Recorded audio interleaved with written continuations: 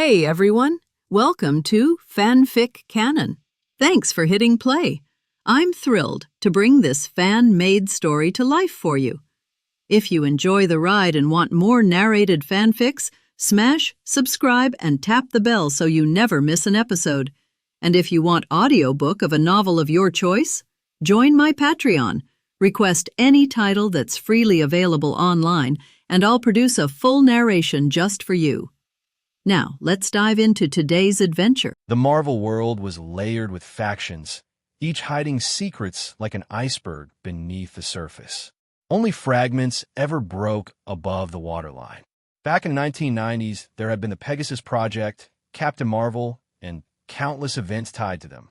Even Ashley and Melina had been drawn into those aftershocks. Roy knew better than to think a man like Dreykov, leader of the Red Room, didn't have his own hidden cards. If not, Roy could have simply leaned on the natural group's reach, swept Ohio clean, and rooted the Red Room out. But a blunt move like that would have set off alarms not only for Dreykov, but for the U.S. government and half a dozen other forces. If the operation went sideways, the fallout would be unacceptable. The Red Room base was the most suitable foundation Roy had found for his Magician Tower plan. He'd rather take the long road than risk losing it. By following the chain, rescuing Ashley, Melina, Yelena, and the others, he could also untangle Natasha Romanoff's burdens. A side benefit and a little fun on the way. Events unfolded just as Roy expected. After Melina contacted Dreykov, an armed helicopter soon arrived, jamming signals as it touched down. Within hours, she and Sepher were taken to a small island in Lake Erie. The island, about 10 kilometers across, held a massive steel-walled fortress. The Red Room's base wasn't airborne yet, which only made Roy more pleased. Better it stayed grounded, easier to claim and reshape. The island itself could be woven into his Magician Tower, even serving as the first expansion zone of a future floating city. Dreykov, Roy thought, was practically doing him a favor. Escorted through the armored halls, Melina and Sepher were eventually led to a lavish office. The moment Roy stepped through the mirror space with Natasha at his side, he dropped a mind-shattering spell. Everyone in the room froze, minds blank, including Melina and Sepher. Only then did Roy wave Natasha forward to deal with Dreykov and turn his own attention to the far wall. There, gleaming like a living mirror, stood a crystal wall pulsing with faint demonic energy. Not machinery, not pheromone tech, but a sacrificial array. The aura was unmistakable, succubus. At its other end, Roy could sense the tether of a legendary succubus, an eighth circle entity at least. Suddenly, Dreykov's rise made sense.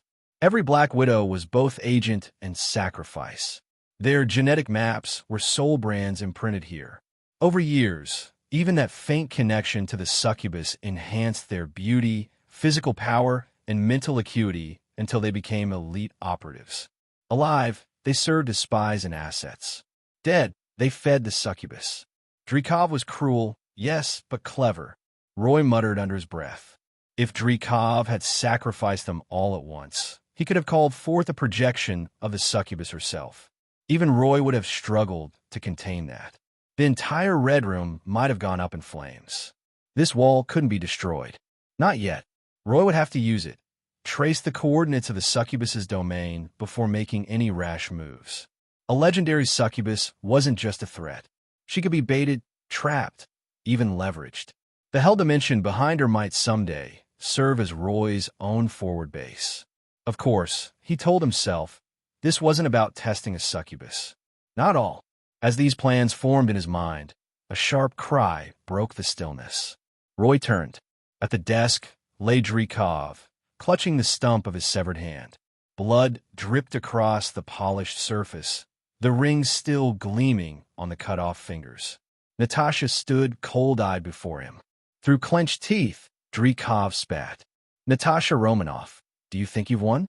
That by killing me and scattering the Red Room, you'll find redemption? Do you remember Antonia, my daughter, who once called you sister? She'll find you. You have no idea what stands behind the Red Room. This Ohio base is only a branch. The Black Widows, you'll never uncover the truth. His voice, ragged with pain, carried no begging, only venom. Then came the gunshot. Bang! Dreykov was vicious to the end, but cruelty didn't stop Natasha Romanoff from ending him with a single shot. The moment he collapsed, she turned toward Roy. He raised his hand in a playful gesture, the kind that hinted at wanting to test drive a supercar with a Chi-Gene engine. Natasha's cheeks flushed, her eyes flicking at him with a mock-coquettish glare. She didn't need to say anything.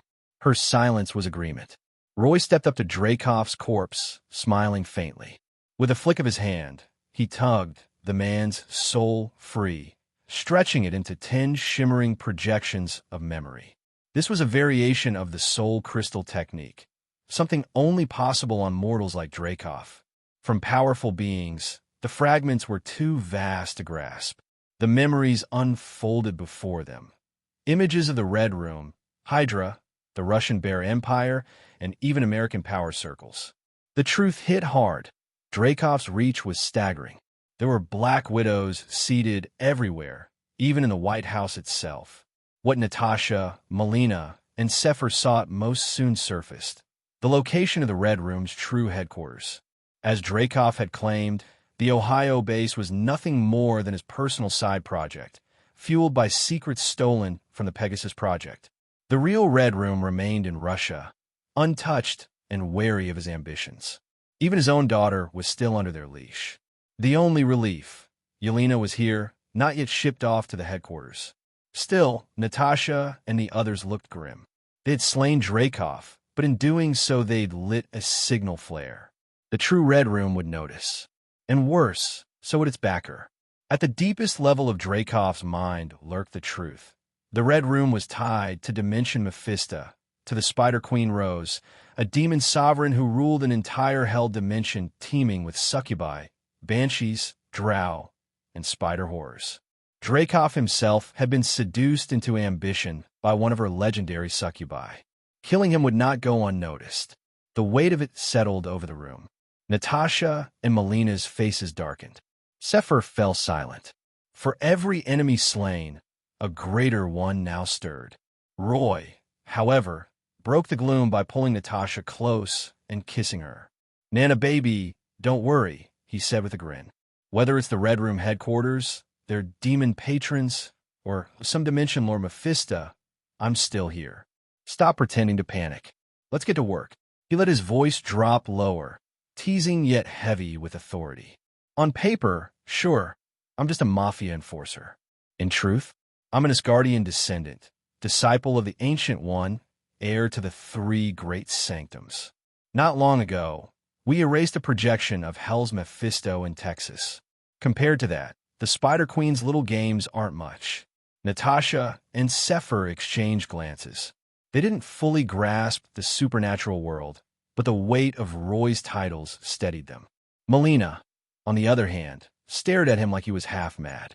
She'd seen his spells, seen him bend space, yet part of her still clung to the idea of black technology. But after watching him rip Dreykov's soul free, even her doubts wavered. Roy didn't care what she thought. He had bigger plans. He sent the women to secure the rest of the Black Widows and the guards. With Dreykov gone, Roy had already dragged the entire Ohio base into a vast mirror dimension. Nothing inside would leak, not yet. Once secured, they could even stage evidence to mislead the real Red Room. Roy wasn't ready to go to war with the Russian headquarters or their succubus mistress. Not yet. Patience first. Control later. And there was more. Sefer would eventually take Dreykov's place, giving Roy influence in Russia's shadow network. Bit by bit, they could hollow out the Red Room, turning its own foundations into Roy's future empire of intelligence, resources, and operatives. Every widow scattered across the globe was a potential recruit, assassins, spies, or even magical apprentices. All of it would funnel into the extraordinary force Roy was building. But that was for later. For now, the base itself had to be reforged.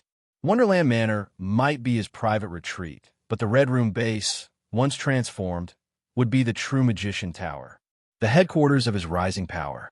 The Red House base built by Dreykov was more suitable for Roy's Magician Tower renovation plan than he expected, and there was even space left for the floating city to expand outward.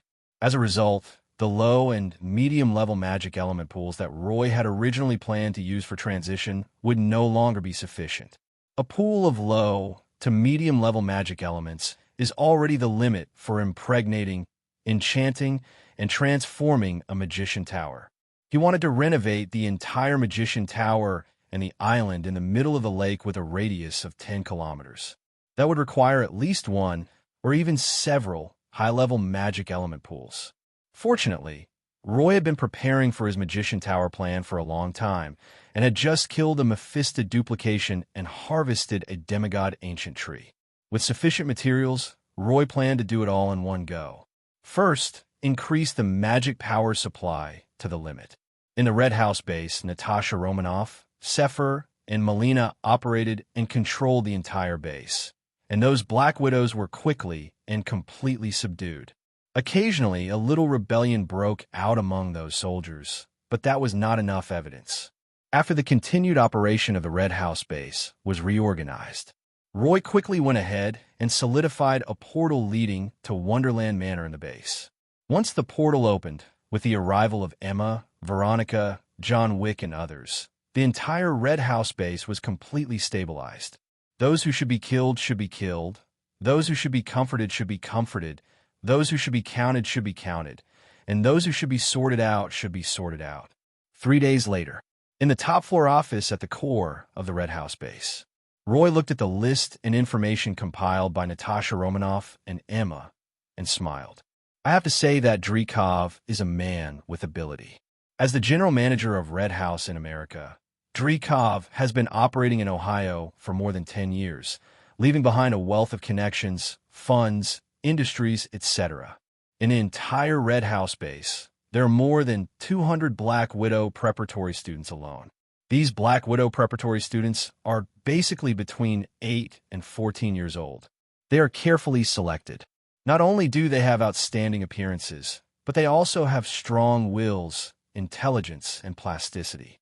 It's a real waste to train these little Black Widows as spies. In Roy's opinion, this is the most suitable existence to be the first batch of magic apprentices in his magician tower. Almost without hesitation, Roy had the spy training of the little Black Widows stopped, signed a magic contract with them, and then assigned them all to Veronica's subordinates. Even Natasha Romanoff, Cypher, and Melina were passed over. Although Natasha Romanoff has successfully mastered the truth while meditation method, her basic magical knowledge is still very rough. Natasha Romanoff and the other 2 girls follow Veronica, where they can learn magic knowledge and serve as mentors for the little Black Widows. It is a typical case of killing 2 birds with 1 stone. As for the other jobs of Natasha Romanoff and Cypher, we will have to wait until they become magicians. Except for these little Black Widows.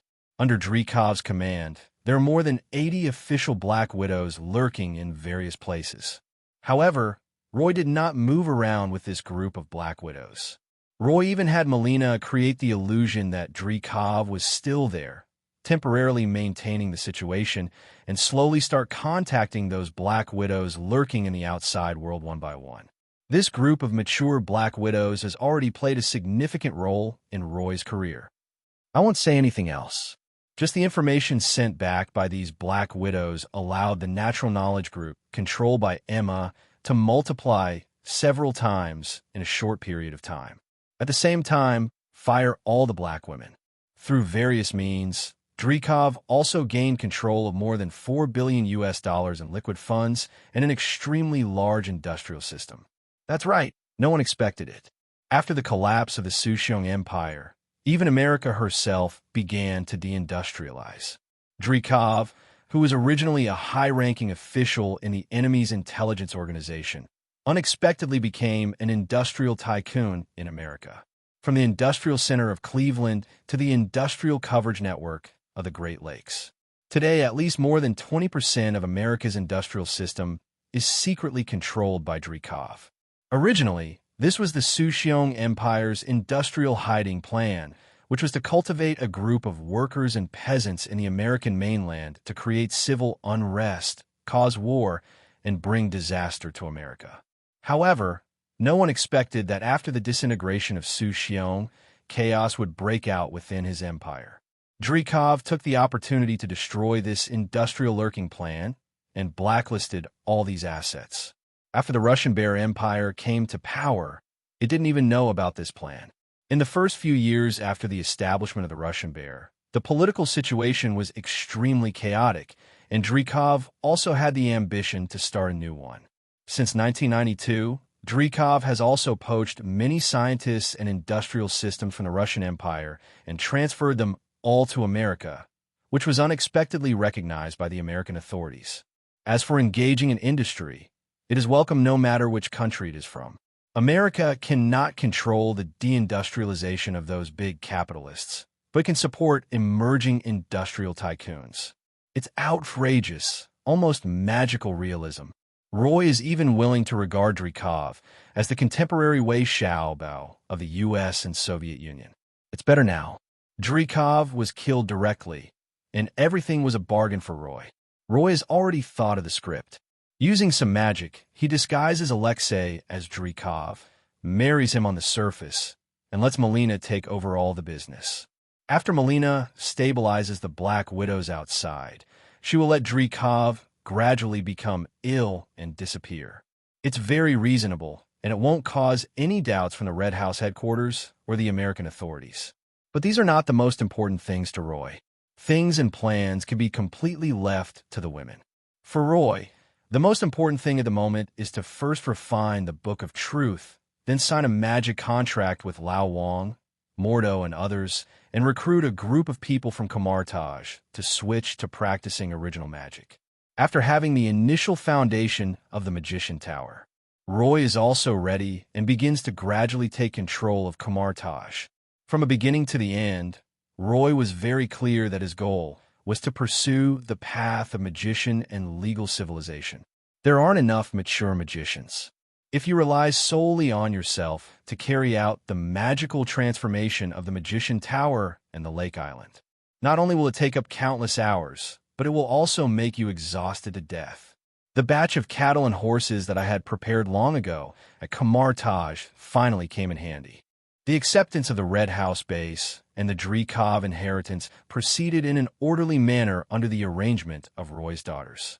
After all arrangements are completely on track, Roy couldn't wait to go to Kamartaj and prepare to start re-refining the Book of Truth. World Tree branches and leaves, legendary soul crystal, Mephisto scales, plus Roy's use. These 4 materials are the core of the Book of Truth. 3 of them are beyond Roy's ability to handle at this stage, and he needs the help of teacher Ancient One. Inside the Kamartaj tea house, Roy's arrival did not surprise the Ancient One magician at all. Teacher, I would like to ask you for a favor. Are you ready? Yes, teacher. I have made all the preparations. The magician civilization plan can be launched. Roy had told Ancient One about the matter of the magician civilization. Ancient One did not object to Roy's proposal, and even seemed to be in agreement and support. But this kind of thing is indeed of great importance. Ancient One looked at the 3 top-level magic materials Roy had taken out and spoke again. Roy, you have to think carefully. Once the path of magician civilization begins, there will be no turning back. The Mephistos of various dimensions, the gods of races, and even the 3 Vishani gods could become your enemies. Roy raised his eyebrows and said, Old 910th Division, I don't need a retreat, but I promise I won't be too radical. Kamartaj and the 3 major ones to Holy Place will continue to operate with a certain status quo. At least until magician civilization has no power to protect itself, I won't let the civilization plan be exposed. In this way, we can develop quietly and with the teacher's protection.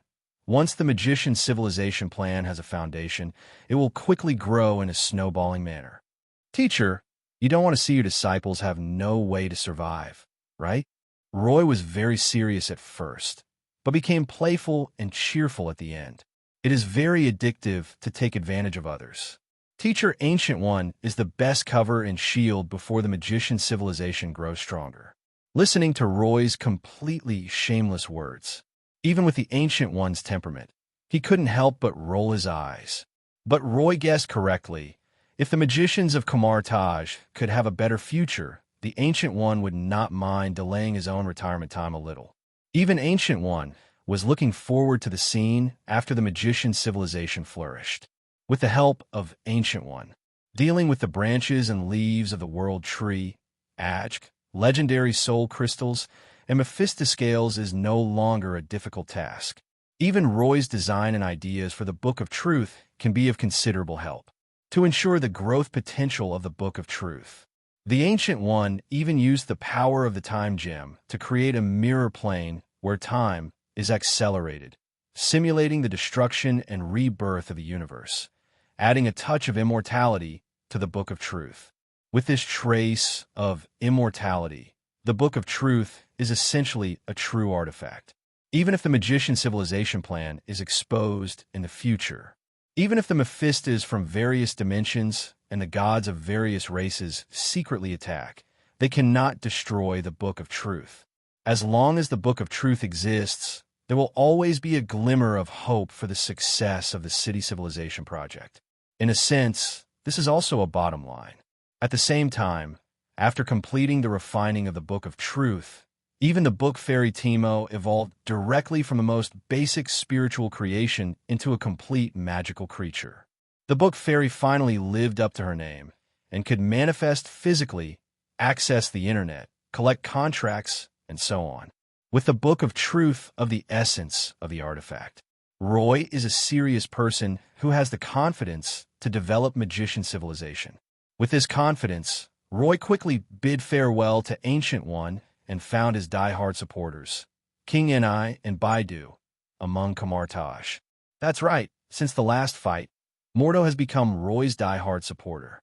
However, Roy has not yet told them about his magician civilization plan. Lao Wang did know something about the original magic inheritance, but he only knew a little bit about the deeper magician tower plan, not to mention the extremely grand magician civilization plan. In a magic library, in a small mirror space that was temporarily opened up, Lao Wang and Mordo had different expressions on their faces as they listened to Roy's complete plan for the magician tower. After Roy finished telling his magician tower plan, Lao Wang was very excited and said, "Roy, you mean that once the core magic pool of the magician tower is completed, we can switch to practicing primordial magic, right?" Roy nodded and said, "Yes, this is indeed an opportunity to switch to studying primordial magic. During the last campaign against Mephisto, I gained a lot of soul crystals. This time, I plan to directly open up a top-level magic element pool, 3 high-level magic element pools, and varying numbers of mid and low-level magic element pools in the Magician Tower. In this way, we can trigger a sufficiently large tide of original magic power. By then, each of us will be able to gain sufficient benefits." After listening to Roy's plan, Lao Wang had no objection at all and signed the magic contract directly. Instead, it was Mordo who came with a conflicted look on his face. Roy had some understanding of Mordo's little thoughts. Mordo is a man who adheres very closely to the laws of nature. Roy's behavior of opening up a pool of magic elements and extracting magic power from other elemental planes will naturally create a huge conflict with Mordo's inner persistence. However, Roy was prepared for this and pretended not to know, saying, "Brother Mordo, do you have any concerns?" Mordo struggled for a moment and said, "Junior Brother Roy, I also agree with promoting primordial magic. It's just opening up an elemental magic pool and drawing magic from other elemental planes. What's the difference between that and the Dimension Mephisto? This is plunder, and the Sun Point does not respect the operation of natural laws." Roy interrupted him and said, "The dimensional Mephistos control the world's extraordinary authority. Do they respect nature?" "Mordo," Roy continued, "do you know that Teacher Ancient One actually has a very hard time? Because there is no one to succeed him." "Mordo." Roy didn't let Mordo go and said, "I'm talking about you, Brother Mordo. Teacher Ancient One once had high hopes for you, and the group will accept you as their founding disciple. And Caecilius, the teacher gave you a chance, but you didn't live up to it. Now you're talking to me about natural law. Then tell me, is the law of the jungle a natural law? Is the principle of existence a natural law? You're not even a demigod, and you're talking about law? How many dishes are there? You're already drunk before you even start drinking, right? Brother Mordo, are you serious? Mordo, it is impossible to convince a stubborn, obstinate, and nitpicky person like Mordo by simply talking to him. But if you can find a suitable angle and severely smash the shell of their false pride, you can easily PUA them into top followers and super cattle horses who have no regrets. Last time, Roy defeated Mordo in the dimensional magic that Mordo was best at. Then Mordo admitted that he was far inferior to Roy and became Roy's diehard supporter. This time, Roy wants to change Mordo's heart, not his inheritance qualification. So Roy did not use force, but chose to talk nonsense. Every sentence says, teachers work very hard. Every sentence he said was, I gave you a chance, but you didn't live up to it. Mordo immediately fell into a state of confused doubt about his life. Roy then began to use concepts such as existence is reasonable and reasonableness is natural to directly change good dues, three views, ideas, etc. A PUA education that starts with criticism and ends with praise. In the end, Mordo even burst into tears, shouting that he was ashamed, sorry to the teacher, sorry to Kamar Taj, sorry to junior brother Roy, etc., and reflected on himself. Reshape your three views to know how to change. In the process, Roy even indirectly instilled some carefully disguised Mafia theories into the other party. It took less than half an hour. When Mordo signed a magic contract, he had already become half a crazy fan of Roy. After solving Mordo's problem, with the collaboration of Lao Wang and Mordo, it didn't take long for Roy to gather a group of very motivated magicians in Kamar Taj. After having this group of magicians, Roy's Magician Tower project was finally officially put on the agenda. A portal leads to the workshop and the base. Emma, who got the news early, quickly took over this batch of magician cattle and horses with the formula for the magicization of star-patterned steel, the blueprints of the Magician Tower, and other information. In terms of construction alone, every magician is comparable to a super construction team, especially the book fairy Timo, who is already able to manifest entities and project models. Under the coordinated command of Emma and Timo, each magician quickly received their respective tasks. Some people are proficient in earth-related spells, such as turning mud into stone, so they go to solidify the land. Some people are proficient in wood-related spells, such as plant growth, so they go to tidy up the environment. Some people are proficient in alchemical spells, such as making magical instruments, so they go to enchant the base of the tower. Some people are proficient in arranging magic arrays and other rune spells, so they go to arrange magic patterns. It took less than a month. The original Red House base, and even the entire Lake Island, quickly changed, forming a unique magician architectural system at a speed visible to the naked eye. Everything is on track. Roy, Veronica, Lao Wang, and Mordo came to the bottom of the base. In an empty pool the size of a basketball court, the interior is extended into huge amounts of palace space. In the palace within the pool, there stands a statue of an elemental king in each of the east, west, south, and north. Four statues of elemental kings surround the center, forming a huge magic circle with interweaving light and darkness. Top-level magic element pool. It is difficult to supply only by relying on the original four elemental planes of earth, water, wind, and fire. Therefore, Roy added some magic runes of evidence of elements and evidence of nothingness to the original magic element pool system. Roy and the other three each lit up a sculpture of an elemental king. In an instant, for magical beams of light that reach from heaven to earth burst out with endless magical power in the entire palace space within the pool. The violent collision of magic powers activated the interwoven light and dark magic array on the ground. Silently, the entire ground of the palace and the pool disappeared, forming a void and dark scene. The elements collided with nothingness, and the entire Magician Tower, and even the island in the middle of the lake, shook violently. A roar that seemed to come from the world of chaos exploded in everyone's mind. Fortunately, at this time, the magic formation that Roy and others had set up long ago on the entire Lake Island was fully operational. The magic pillars that had been embedded deep underground resonated wildly, forming one densely interwoven magic network after another.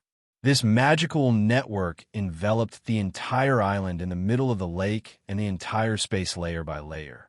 And with the operation of the top magic element pool, endless elemental magic and void magic were all drawn into the element pool along the overlapping layers of magic grids, and then transformed into attributeless raw magic by the element pool's operating array.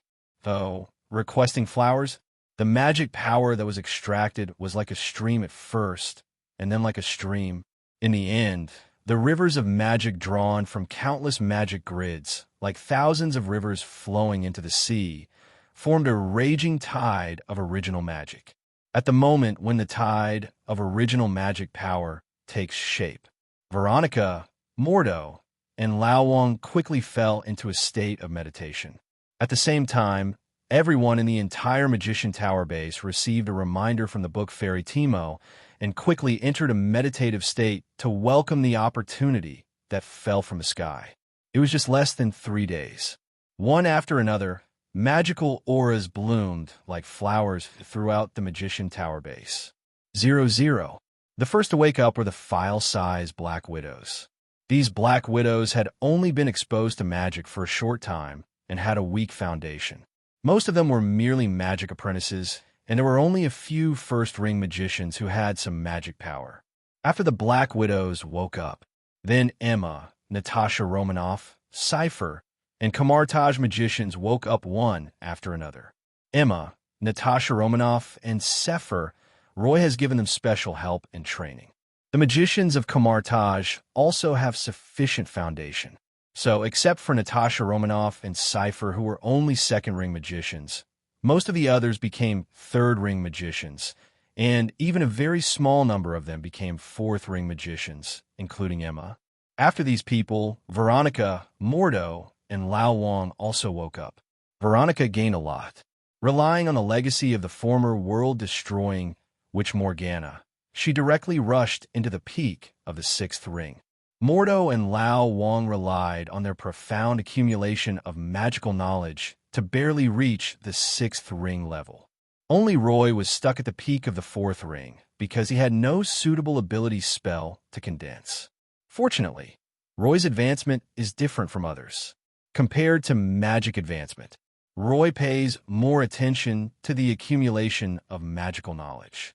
This time, through the huge amounts of original magic title surge, Roy used the Philosopher's Stone and, in the process of the emergence of the law's origin, glimpsed the advancement direction of the magic element pool. This is much more important than pure magic advancement. The crazy promotions of Veronica, Mordo, Lao Wang, and others were within Roy's expectations. Veronica is his woman, and she has the nourishment of the world-destroying witch Morgana, which can be used for digestion. It is not surprising that she can advance in the tide of original magic. No matter what, Mordo and Lao Wang are both extremely outstanding talents in Kamartaj. When the two of them switched to practicing primordial magic, there would naturally be a big leap. Besides, Roy also knew that before Mordo and Lao Wang went to the Magician Tower base, Teacher Ancient One had secretly given them special training. These two people were able to enter the sixth ring and overdraw a certain amount of potential. For a long time to come, it would probably be difficult for both of them to make rapid progress. Fortunately, the six-ring magician can also stand on his own on Earth. A six-ring magician is basically comparable to the Fat Man Thor. Before Thanos, the 637 Purple Potato Spirit, came to Earth, he was already considered a top-level combat force. What's more, the two of them had signed a magic contract and were included in the Book of Truth, so there was no need to worry about betrayal. As for cattle and horses, the stronger they are, the more work they can do. With such strength, Roy can also hand over the development of Magician Tower to the two of them. Lao Wang is a management talent. In Doctor Strange 2, he even became the Sorcerer Supreme. Mordo is a coaching talent, who is just right for apprentice training magic research, and other tasks. Let's look back at what Teacher Ancient One meant. If possible, we could get the assassin Caecilius to fill the shortage of talent in law enforcement and combat. It's perfect, and I'm sure Teacher Ancient One will be very pleased with it. Do it when you think of it. After the magic element pool has completely stabilized, Roy quickly handed over the construction and management of the Magician Tower to Lao Wang. He also handed over the teaching of magic apprentices and the operation of various magic laboratories to Mordo. Afterwards, Roy took Veronica, Emma, and Natasha Romanoff and went directly back to the more habitable Wonderland Manor. Anyway, there is a fixed portal, so it is very convenient to travel back and forth between the two places. After returning to Wonderland Manor, to celebrate the successful completion of the first step of the Magician Tower plan, Roy and the three women also raced like crazy for 3 days and 3 nights, and had a great time. What surprised Roy was, on the 4th day, Sepher also secretly came to Wonderland Manor to secretly race with Roy. Unfortunately, Seve was a novice racer, and after just a few laps, he messed up everything. Fortunately, Roy is not the type of person who gets extremely arrogant after winning a race, and he managed to comfort Seve for the whole day. After being comforted, Sepher quickly returned to his usual cold and arrogant attitude. In Sepher's words, he didn't want to race with Roy, he just wanted to take revenge on Natasha Romanoff. Then, Sepher turned around and left in a very cool manner. Roy didn't force it. After all, the feeling of stealing was quite exciting. After Cypher left, Roy went directly to the magic laboratory in the Villa Manor. In the previous tide of original magic, Roy did not spend too much time in magic advancement, but used the Philosopher's Stone to evolve the underlying basic runes. When a number of underlying basic runes exceeded 100,000, the advancement of the magic element pool was detected. The magic element pool doesn't matter if it is only used in the Magician Tower. The Magician Tower's original mana consumption is very stable, and even the fixed spells are mostly protective magic. After all, the Magician Tower mainly integrates functions such as accommodation, research, academy, cultivation, collection, and manufacturing, and rarely has high-power extreme consumption and high magic output. But relying solely on Magician Towers is not enough to form the clustered combat power of Magician Civilization. If you want to bring out the cluster combat power of the Magician Civilization, you need to equip a lot of combat facilities, such as the Eye of Arcane, the Golem Puppet Army, the Magic Railgun, the Elemental Torrent Strike Tower, etc. To reach a higher level, you need to upgrade to a floating city and equip it with phase strategic weapons, space locks, meteorite rings, etc. Each of these combat-oriented facilities requires extreme magic output. As a result, the steady flow of magic power from the magic element pool will result in long cooling time, short endurance, intermittent magic power interruption, etc., which seems a bit strained. Therefore, the magic element pool will definitely be supplemented and upgraded in the future. Originally, Roy wanted to expand the elemental pool's capacity to accommodate the plane's magical power. As long as the capacity is large enough, there will be no shortage of magic power. But there is no doubt that the top magic element pool is already a limit. After all, a top-level magic element pool already requires a special tower spirit to maintain and control. If it continues to expand, a legendary tower spirit will be needed. That is almost a luxury. Legendary soul crystals are so rare. Up to now, Roy had just relied on numerous ambushes to kill a Mephisto duplication and obtain a legendary soul crystal, which was also refined into the Book of Truth. It is almost impossible to obtain a large number of legendary soul crystals. Therefore, it is not advisable to continue expanding the magic element pool.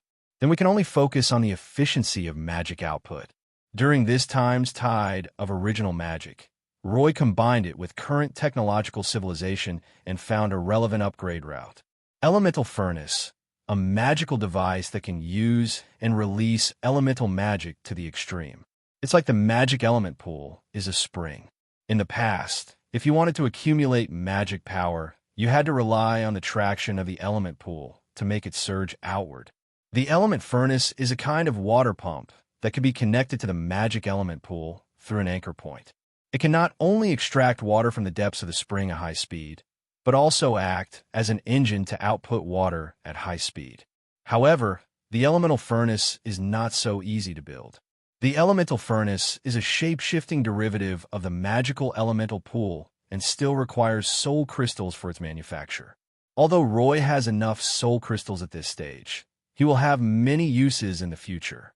Demonized metal, flower 5.8 fairy summoning, golem puppet manufacturing, rune factory, potion factory, I have arcane magic, etc. Each of these industrial chains requires a large number of soul crystals.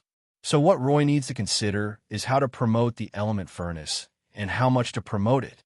The holy statue puppet, Silver Angel, is the biggest trump card in his hand at this stage, and he must equip it. The magic laboratory is where I spend most of my time, so must be equipped with it. In the Plain Plantation, the growth of the demigod S.H.I.E.L.D requires a huge supply of magic power, and also requires the suppression of bandits. The Magician Tower base must also have laboratories, magic academies, rune factories, enchantment factories, potion factories, protective magic circles, etc. Damn, why do I get more and more the more I calculate? It's too difficult for me. There is still one chapter left, and it's almost 10 o'clock in the evening. In Roy's Sage Heritage, soul crystals are not enough no matter how much you have. Before, Roy thought it was an exaggeration. But after taking the first step in the Magician Tower plan, Roy realized that this was not fake, and even the description in the tradition was a bit conservative. After all, the soul crystal can be regarded as a copycat version of the Philosopher's Stone. The Philosopher's Stone is the ultimate in magic crystals and is known as the universal magic material. Even if the Soul Stone only has a little bit of the effect of the Philosopher's Stone, it is still a good thing that can be used in almost every aspect of the construction of magician civilization. Fortunately, Roy made a fortune from the village of St. Venganza. Even though a lot of soul crystals were consumed in the initial construction of the Magician Tower, there were still quite a few left. After thinking carefully for a while, Roy didn't make too many element furnaces, but he equipped Silver Angel, Magic Laboratory, and Plain Plantation with a set of small, medium, and large element furnaces respectively. Silver Angel is Roy's trump card at this stage. The Magic Laboratory is the place Roy uses the most frequently. The Plain 09 Plantation is Roy's money bag for making money and collecting resources. The first two will not produce any immediate results. But after the latter set up a large elemental furnace, the growth rate of the demigod S.H.I.E.L.D began to grow rapidly, as if he had been injected with chicken blood. As the demigod S.H.I.E.L.D grew rapidly, all kinds of magical plants in the entire plane also began to produce rapidly. The most obvious thing is that the potion production capacity that originally restricted the development speed of Nature Group has doubled in less than 10 days. However, the doubling of the potion's production capacity also made Veronica very unhappy. The frequent brewing of potions has begun to interfere with Veronica's normal magical practice. After being pestered by Veronica for 7 days, he seemed to be very angry. Even though Roy had an initially condensed divine body, he couldn't bear it. As a last resort, Roy could only swear and accompany Veronica to the Magician Tower base. After the Magician Tower is built, a large number of magic factories can be developed. The first to be developed were the Rune Factory and the Enchantment Factory. These factories, like lightless smart factories, are provided with a large number of commonly used rune templates by the Book of Truth. They are directly operated and controlled by the Tower spirits. With a small number of apprentices, they can mass-produce rune scrolls and magical materials to reduce the time it takes to make Veronica's potion. This time, Roy came here to build a special magic potion factory. In fact, Roy didn't have to do anything to build a potion factory. Nowadays, the entire Magician Tower is managed in an orderly manner by Lao Wang and Mordo, not to mention Melina as an assistant. Roy and Veronica simply entered the design potion factory drawings into the Book of Truth. The rest of the construction can basically be completed by the ordinary magicians and magic apprentices in the Magician Tower. Roy and Veronica were more like tourists, observing the changes and operations of the entire Magician Tower base. I stayed in Wonderland Manor for less than 2 months. Come to the Magician base again. Roy was surprised to find that the steel tower, which originally had only 11 floors, had been expanded by more than 7 times, and the entire tower was as high as 88 floors. In addition, a large amount of space has been expanded in each floor of the Magician Tower. Basically, in this Magician Tower, one room is a department, and one department has an additional floor. Rune expansion, internal ecological park, magic metal research laboratory, warcraft targeted breeding, etc. There are even magic rice cookers, magic air conditioners, magic vehicle research, and more. Mordo, Lao Wang, and other magicians from Kamartaj all burst into great enthusiasm after switching to studying primitive magic, and almost everyone had their own ideas. These days, things are somewhat different from ancient times. Although traditional ancient magicians also like to study magic, their classification and research of magic are very general. Most of the magicians in Kamartaj used to treat magician as a profession. But now, magician promotion, spell research, magic evolution, etc. are all related to everyone's lifespan. Every new kind of knowledge, every new type. The magician, who originally had limited qualifications, now had an extra hope for promotion. This is more stimulating than any high salary or dividends. After all, in the Magician Tower, Roy also adopted the open and inclusive policy of Kamartaj. Except for some top-level confidential magic projects, other knowledge can be shared. But Lao Wang is indeed a talent. In order to ensure the long-term research enthusiasm of magicians, Lao Wang also made a special trip to the Natural Knowledge Group, bringing in a large number of academic professors, management experts, and even novelists, and came up with a very fair and reasonable contribution value system. The basis of the entire Magician Tower operating system is equal exchange. Under this theory of equivalent exchange, knowledge is the most abundant and also the most expensive thing. Flooding means that all knowledge will be summarized in the Book of Truth and made fully public. Expensive means that the magic knowledge is researched by each person individually and requires contribution points to obtain. The most typical example. It's like a magician apprentice who wants to learn the appropriate ability spell from master and has to repay his magic mentor with at least 10 years of work.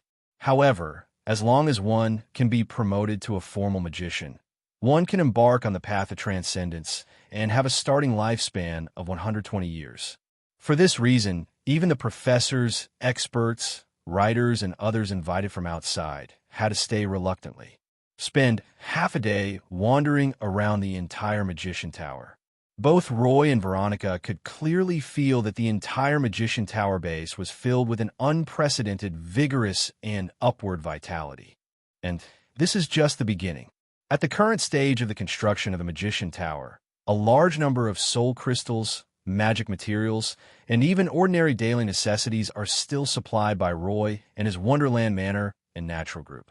The foundations of various Magician Tower projects have been implemented. Soon, the project products inside the Magician Tower will be able to benefit Roy. By then, Roy will be able to quickly launch the first step of the Magician Civilization Snowball Plan.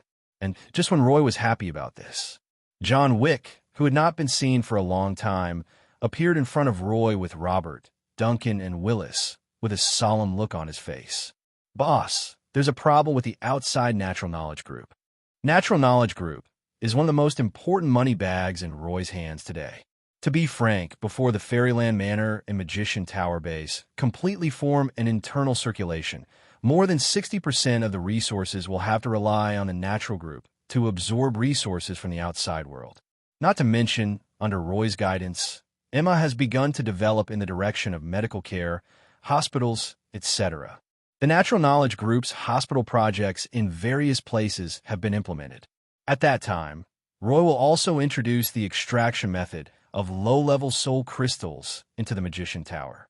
The lower-level magicians will set up soul-sucking arrays in major hospitals, and then magic apprentices will extract the large soul crystals. Soul crystal. Its method of devouring souls is different from that of dimensional Mephisto, demonic necromancer, etc. The soul crystal extraction technique in Roy's hand is more like a kind of salvation spell.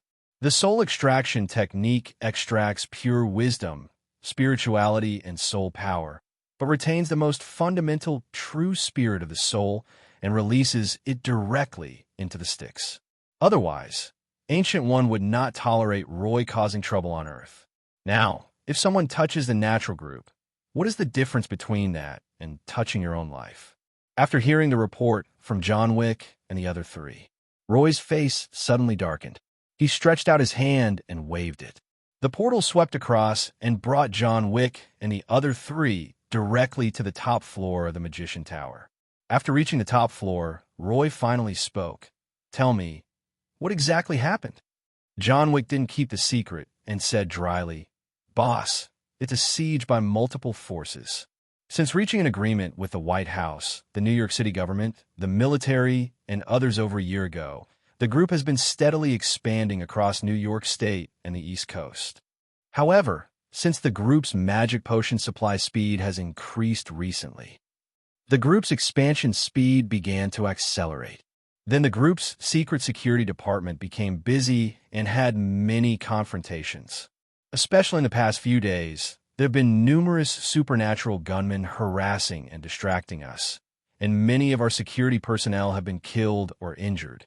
Roy raised his eyebrows and said, "With the strength of the four of you, how could you be restrained?" When the elemental pool at the Magician Tower base was built, John Wick and his four companions also benefited greatly. Robert, Duncan, and Willis have all condensed their life seeds, derived their fighting spirit, and entered the first level of practical experience. John Wick took the opportunity to break through directly to the second ring level. The individual combat effectiveness of these four people is enough to rival that of a fully armed regular army. If you add the four people's killer experience, magic equipment, etc., according to common sense, before a large number of superheroes appeared, it should be difficult for anyone in the entire society to make things difficult for the four of them. Hearing Roy's question, John Wick said woodenly, "It's the Assassin Brotherhood, vampires, and werewolves that have formed a connection. The three parties are extremely numerous, with werewolves as frontline tanks, vampires assisting with the curse, and those assassins, Brotherhood, with improved ammunition lethality. Their equipment has obvious spell-breaking capabilities. They came prepared, and..." Roy frowned slightly and said, "And what?" John Wick was silent for a moment, then continued, "Boss's family seems to be involved." The atmosphere in the room suddenly became quiet. Roy did not doubt John Wick's words and soon fell into deep thought. Today's Roy is no longer the young man who just stepped into the extraordinary world. Especially from Drekov's memory, he learned that behind each force on Earth, there are extraordinary backgrounds, and the water is very deep. Just like vampires and werewolves, they have a close relationship with hell. The Assassin Brotherhood also has a certain religion behind it. It's not uncommon for these people to unite and come up with some weapons specifically designed to break through magical defenses. The simplest method is to mix some monster tooth powder, devil horn powder, and the like into the ammunition, which will create a large amount of low-level magic-breaking ammunition. These illegal ammunitions are extremely threatening in the hands of a firearms expert like the Assassin Brotherhood. And the most important thing is, behind these dark forces such as vampires, werewolves, assassin brotherhoods, mafia families, there must be someone stirring up trouble, even affecting the Naoko forces. Otherwise, with the current network of influence of the natural group, it would not be so passive. But obviously, Emma did not tell John Wick and the other three about the factors behind this. Or maybe Emma felt like she could handle it herself. Think of this. Roy tapped his fingers, and Timo suddenly popped up from the table, blinking his eyes as if he had just woken up, and looked at Roy. The newly built Magician Tower was initially filled with a vast array of things, data, and knowledge. In addition, Timo had just evolved into the spirit of the Book of Truth and had been dormant most of the time recently, sorting out his own data and the Magician Tower's data. After all, the magic data on the extraordinary side is extremely large and terrifying. A simple rune often involves the calculation of geometric data of dozens of faces. Infinite things are piled up together, and the Magician Tower has not yet been equipped with a corresponding classification tower spirit. Even Teemo, who has evolved into a top-level magical creature, needs to sort out all the things in the Magician Tower before he can relax. Roy patted Teemo's furry head and said, "Contact Emma and see what she's doing." Teemo's eyes were half closed, but within each hair on his body, there were indeed extremely large rune patterns, data, etc., constantly flowing. It took less than 10 breaths. A magic projection appeared in the room where Roy was, and then Teemo quickly sank into the table and became a servant. The magic projection displayed by Teemo was Emma. However, at the moment, Emma did not seem to be in the natural group, but in a rather luxurious, Gujao banquet, and was quickly moving to a deserted place. "Honey." After Emma came to an empty room, she quickly looked at Roy. However, after seeing John Wick and the other three beside Roy, Emma suddenly showed a helpless expression and pinched her brows. "My dear, your loyal subordinates have no respect at all. I've already told them that this is just the backlash from the group's rapid expansion. Whether it's the daily chemical market or the medical market, competition is like this, and there will be all kinds of temptations." Roy raised his hand, interrupting Emma and saying, "Deadman, did you know that?" Emma frowned and said, "Those security members are not our core." Roy interrupted again, "No, I don't practice magic to bargain with others. This is a provocation and also a war. Women are just women. Even if there are one or two who are wise and capable, they are still lacking in fundamental overall perspective." John Wick and others confront their opponents. In Emma's view, this is just a backlash caused by the group's rapid expansion and a test. But in Roy's view, this is a provocation and a signal of war. Those who are said to be cunning and scheming will inevitably be burdened by their scheming. Emma always feels that she has extraordinary intelligence and can reach an agreement amidst conspiracies and interests. But they don't know that the essence of this world is the law of the jungle. In other words, Emma knew this truth, but she felt that she could control everything with her little bit of mental power. But for those capital tycoons, this kind of negotiation was originally a sign of weakness. Even if the negotiations are successful this time, inching will only temporarily stop. Next time, those capital tycoons will pounce even more fiercely and may even attract other deep-water tycoons to join in. The only way is to beat these provocateurs hard or kill them. Only then will the predators who are watching from the sidelines retract their claws and reveal their peaceful side. Greed has no end. 727. Only killing can stop it. Roy made a decision. Emma did not continue to wander around. She found an opportunity and left directly. She passed through the fixed portal inside the natural group and came to the Magician Tower base. "Dear, have I done something wrong again?" Emma is a woman who is ambitious and in control, but she can also be soft-hearted. The first time she saw Roy, Emma acted weak and frail and went straight into Roy's arms. Roy originally wanted to scold the other party. In the end, he just gave her a pretentious slap on the buttocks. See this scene. John Wick and the other three were speechless. They looked at their noses, then their mouths, and all lowered their heads, pretending they saw nothing. However, the four of them occasionally looked at each other, and they all had the same meaning. My boss is good in every way except that he is easily seduced by women and has no future. John Wick and his three companions have been following Roy for quite some time and understand his character. They know that he is not a vicious person, and they would occasionally complain about him in private. Unfortunately, these four people still don't understand how powerful Emma is. I just got yelled at by Roy. Emma still holds a grudge against the four people for complaining. Psionic spells are extremely sensitive to the mind, emotions, etc., and she caught the four people's complaints. My dear, John and the others are complaining in their hearts that you are seduced by my beauty and that you are worthless. John Wick, Robert, Duncan, Willis, can't afford to offend, can't afford to offend.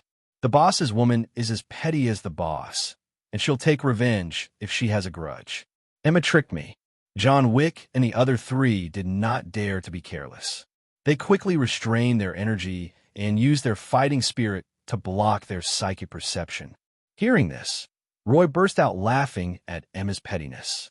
Fortunately, she didn't care about the complaints from John and the other three. On the contrary, Roy said very openly, "This is not called being useless. Any man's life has only two colors, red and yellow. Those who have the ability can use red to achieve yellow. Those without abilities can only watch others engage in red and yellow activities on TV." There's some truth in this. Even John Wick and his three companions, who were known for their cold natures, were momentarily stunned. However, Roy didn't discuss this matter too much. He stroked Emma's hair and said, "Definitely, this kind of thing is a matter of opinion. Now, Emma baby, let's talk about business. Vampires, werewolves, assassins, brotherhoods, and mafia families are all front and center. Who is hiding behind these dark forces, Ajay?" John Wick and his three companions may not be very clear about the dark forces behind the scenes, but Roy believed that Emma must be very clear about it. Facing Roy's determined gaze, Emma didn't insist too much. After a brief silence, she spoke directly. It was the Osborne Group and the Lucas family. They joined forces to push HBA Medical Group to attack us. The Osborne Group is a giant military-industrial complex, and the Osborne family is a New York-based, established family. The Lucas family owns the most private hospitals in America and also controls the blood trade in the underground world. The Osborne Group has secured the approval of the authorities. Even the New York City government, with whom we have the closest ties, has remained neutral. The Lucas family is connected to dark forces, and there's even a faint shadow of the criminal committee. For Emma, a master of psychic spells, no matter how cleanly those capital tycoons hiding behind the scenes cut off their ties, they could not escape Emma's psychic perception. These two groups and families that were causing trouble also surprised Ling Yi a little. Not to mention the Osborne Group, it's very famous. The Lucius family is a second-tier Marvel villain family in Roy's memory. The most famous of them is probably the villain in the movie Proxima Midnight, Dr. Morbius, whose name is Lucius. Osborne Group, Lucius family, plus vampires, werewolves, the Mafia, and the criminal committee, high table. I have to say, this list is quite surprising. Definitely, the ultimate reason for all this is money. Under Emma's control, the two apprentice-level potions, Oak Life Essence and Tulip Temptation, have now been transformed into dozens of daily chemical product series, involving the two major industries of biology and medicine. Any of these industries is a market worth trillions of dollars. In the past, Natural Group's production was insufficient, and it was mainly concentrated in New York. Even if there was an expansion, it was to establish direct sales outlets in various states in America, and the main sales area has never left the East Coast. But now, since the potion factory started operating, with the constant supply of core potions, the Natural Group expanded at an extremely rapid pace. From the East Coast to the West Coast, it seems like it is completely swallowing up the American market and even moving towards the world. This is also the reason why Osborne and Lucius, two top capital tycoons, could not help but intervene. The Natural Group has already made the two major capital giants feel threatened. The enemy is constantly increasing its intensity. After thinking about it for a while, Roy felt that it was time to upgrade his 4 knights. John, Robert, Duncan, Willis, I will crown you with a mark of immortality. You will become the Judgment Knights of Magician Civilization and crush all enemies. Roy had plans for John Wick, Robert, Duncan, and Willis. In Roy's plan, these 4 people were originally going to be the leaders of his most elite Construct Knights. However, the Construct Knights are far beyond what Roy can currently form and build. Even in the Magician Civilization recorded in the Philosopher's Stone, the Construct Knights could only be formed by the richest and most powerful magicians. Every Construct Knight is a being that can rival Dragon. Fighting Spirit gives the Knight a powerful physical melee ability. The Magic Construct gives the Knight unparalleled physical and magical defense, and comes with magic damage. Once this type of construct knights is formed, the damage they deal when charging is even more explosive than that of the magician group. They are serious and can match one of the top combat forces of the floating city. Take Roy, for example. In his hands, the only materials that can be used to build the construct knights are Mephisto's heart and Mephisto's horns. Even the demigod's torso cannot be used to build the construct knights.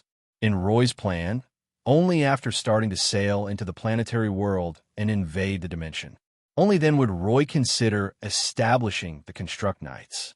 John Wick and the other three were just some plans that Roy made in his spare time to prepare for a rainy day. But after concentrating the third-level ability spell, Judgment Authority, Roy now has a new option for the arrangement of John Wick and his three companions, an option that is more suitable than the Construct Knight, that is, the Judgment Knight, the God-chosen Knight, King, granted by his own authority. Well, now it's a bit arrogant to call him the God's chosen Knight. But in essence, it means being chosen by God. Once Roy bestows the Mark of Immortality, everything about John Wick and the other three will be closely related to Zero. Originally, Roy didn't want to directly decide the future paths of the four people in the short term. But now, Roy doesn't want to wait any longer. Being harassed by a bunch of jokers, Roy couldn't possibly take care of even the little minions himself.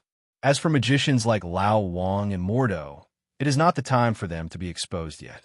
Roy can mobilize the magicians in the Magician Tower base to directly participate in the full-scale war. The aura of a magician who specializes in primordial magic is very different from that of a dimensional magician from Kamartaj. Those dark creatures are closely related to Mephisto in various dimensions. If the news gets to the ears of the Mephistos in those dimensions, it will be very difficult for Roy to continue to secretly develop the magician civilization. From arts composed of scales and magic rings quickly condensed in midair, accompanied by the immortal mark falling. John Wick, Robert, Duncan, and Willis suddenly began to feel an extremely violent force, which began to surge wildly. The four elemental forces of earth, water, wind, and fire began to penetrate into the blood of the four people and became their subjects. John Wick is silent and solemn, awakening the power of the earth. Robert is quiet and gentle, awakening the power of water. Duncan was silent yet fierce, awakening the storm. Willis has an inner fire, the power of awakening fire. Almost in an instant, the four of them broke through layer after layer of power barriers and soon reached the peak of the third ring, reaching a life level only one level lower than Roy. When Roy reaches the next level, these are four variants of the normal Thor. After the promotion is completed, John Wick and the other three looked at each other and all knelt on one knee in front of Roy with an attitude of die-hard fans. Roy nodded and said, "Go ahead, all the enemies in front of us."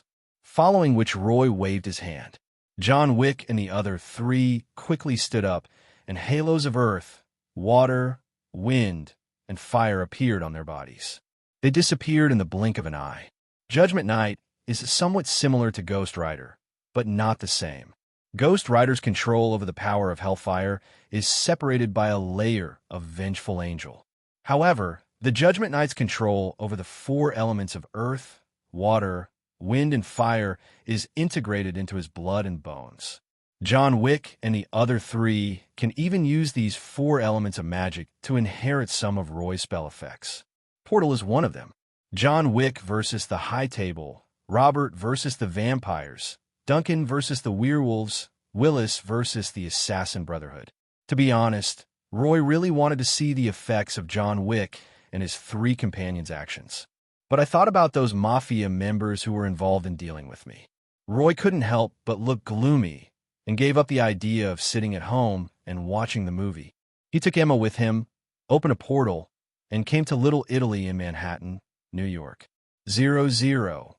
This is also the place where Roy started his business. When Roy first came to America, he was assigned to this Little Italy by his family. But at that time, Roy's situation was not very good. 2 or 3 years later, coming to this Little Italy neighborhood again, Roy couldn't help but feel a little emotional. Andrea's bar. "Drake, boss hasn't been in charge for a long time. Now you're the boss. What do you think we should do?" Yes, the family has issued a ruling to exempt the boss from protection. Don't be ridiculous. That wasn't an order from the Corleone family. It was from a committee. F***K. The committee is made up of 142 Mafia families from around the world. Can the Corleone family still defy it? But boss has been very kind to us. All right, stop talking.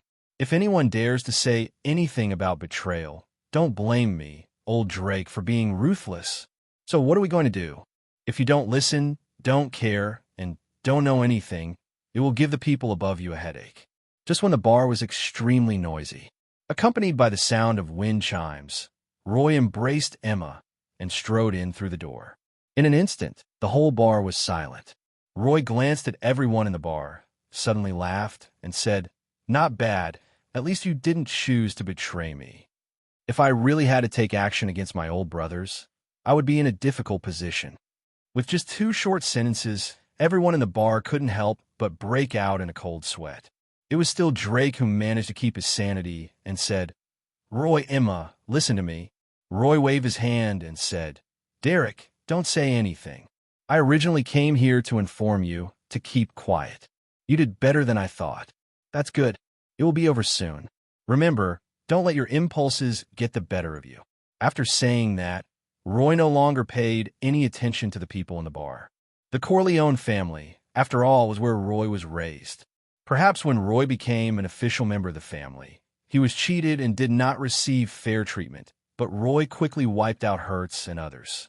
Even the Corleone family headquarters chose to acquiesce to this. To some extent, this can be considered fair. In addition, there is the Corleone family's kindness in raising Roy. Although Roy performed many tasks as the family executioner after he became an adult, which could be regarded as repaying part of the family's kindness. After all, the blood connection could not be shaken off. Arion Estate, Sicily, Italy. Decades ago during World War I, the Corleone family traveled from here to America. Decades ago, at the end of World War II, the Corleone family, riding on the momentum of their victory over the 290 in America, rose to the top here and became the leader and godfather of more than 100 Mafia families around the world. But as time passed, the Corleone family experienced ups and downs and gradually declined. This Corleone manor became the family's final headquarters. In fact, not only the Corleone family, but also the Mafia committee and even the highest level 11-member committee all set up their headquarters in this manor. After all, Vito Corleone once represented the pinnacle of power in the global mafia. At the same time, this manor is also the last legacy left by Vito Corleone for the Corleone family. As long as the name of this manor does not change. Unless the global mafia families are completely wiped out, this manor will be the safest refuge for the Corleone family. Everyone has to have dignity. Even gangsters have to have dignity. Just like the 11-member committee currently meeting at the Corleone estate. Even though the Corleone family had fallen on hard times, no one in this manor would openly say they wanted to abandon and execute 10 official members of the Corleone family. Jaina, this is already the 4th meeting of the 11-member committee. We must make a decision. Sandy Gambino, what decision? Can you clarify? Chet, Gianna, and Sandy mean that everyone's business in America has suffered huge losses. Do you want my Corleone family to pay compensation?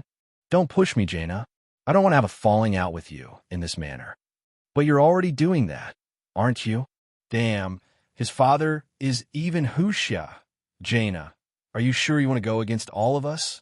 But his mother is a Corleone daughter. Every one of the 11-member committee is a well-known big shot in the underground world. But now, everyone was completely silenced by Gianna Antonio Corleone, who was wearing a luxurious long dress, and they couldn't even refute. At the same time, this is also a characteristic of the Mafia family, unity. Especially when facing foreign enemies, all the Mafia families are really united. Even after the external enemies were gone, the internal strife was still fierce. It seemed that the 4th meeting of the 11-member committee was about to end in a bad mood. At this moment, a portal with sparks appeared in the room, and Roy hugged Emma and walked into the room like a king. Someone come. There's an assassin. Among the 11-member committee, Except for Jaina, no one else was familiar with Roy and failed to recognize Roy's identity at the first time. And accompanied by a group of people shouting, the wide door was opened instantly. Suddenly, more than a dozen Mafia members armed with submachine guns appeared at the door. Clatter! Mind shock! Roy snapped his fingers lightly, and a common sneak attack spell landed. Almost in an instant, everyone in the room, inside and outside, was frozen in time. Emma held Roy's arm, first looking around, then scanning everyone, and softly said, "Dear, do you want to get rid of these people?" Emma's words fell. Everyone present, even those who were frozen in time, had unprecedented fear in their eyes. Roy smiled and pinched Emma's cheek and said, "Emma, baby, when did you become so cruel?" Emma thought about it seriously and said, "It should be when I was using the awakening psychic spell. I seem to be able to see some ancient and strange dreams. There's a woman who is completely different from me, but also named Emma. Well, there's also Black Emperor and Magneto, who are so childish, but they're also good at killing people." As I watched, I seemed to get used to it slowly. Roy was stunned for a moment when he heard this and raised his eyebrows slightly. Emma said seriously, "Honey, do you want to kill me?" Roy quickly regained his composure. This was clearly not the time to study Emma's mutant dream, so he casually said, "No, since they still have some respect for this manor. Let those minions leave first. I need to have a good chat with the members of the 11-member committee." Emma waved her hand sensibly, then let go of Roy and sat down in a seat beside the conference room. She also took out a cup of blue life spa from somewhere. "Savor it slowly, it is very elegant." And as Emma waved, the Mafia members at the gate turned around and left like puppets. At the same time, the heavy door of the conference room slowly closed without any wind. Roy strode to the top of the conference table like a king. This is the Godfather's throne recognized by all Mafia families. Since Michael Corleone, there's been no Godfather recognized by all Mafia families for decades. Roy ignored the gazes of others present and sat down casually, tapping his fingertips lightly on the table. In an instant, the 2.5 mind confinement effect on everyone was released. However, even after the spell was lifted, no one present spoke, and everyone remained silent. In fact, at this time, most people had already recognized Roy. Although Roy rarely appeared in public after establishing the Natural Group, he was still a well-known figure. Especially this time, several forces in the underground world joined forces to deal with the Natural Group. The Mafia Commission also had a faint presence among them. It would be strange if these commissioners didn't know what Roy looked like. But no one expected to meet Roy in this way. Bizarre, mysterious, and terrifying. Definitely, for Roy, it could be considered a glorious return home. In a huge conference room that is retro, gorgeous, and solemn. A large group of old men and women were silent. Even the youngest one, Gianna Corleone, was already 50 years younger than her. On the contrary, Roy, handsome, young, and mysterious, looked at everyone unscrupulously. A long time, Roy just sighed and said, "What a pity we're still missing a cat. Actually, I like cats too. Perhaps it's a Corleone family tradition, don't you think?"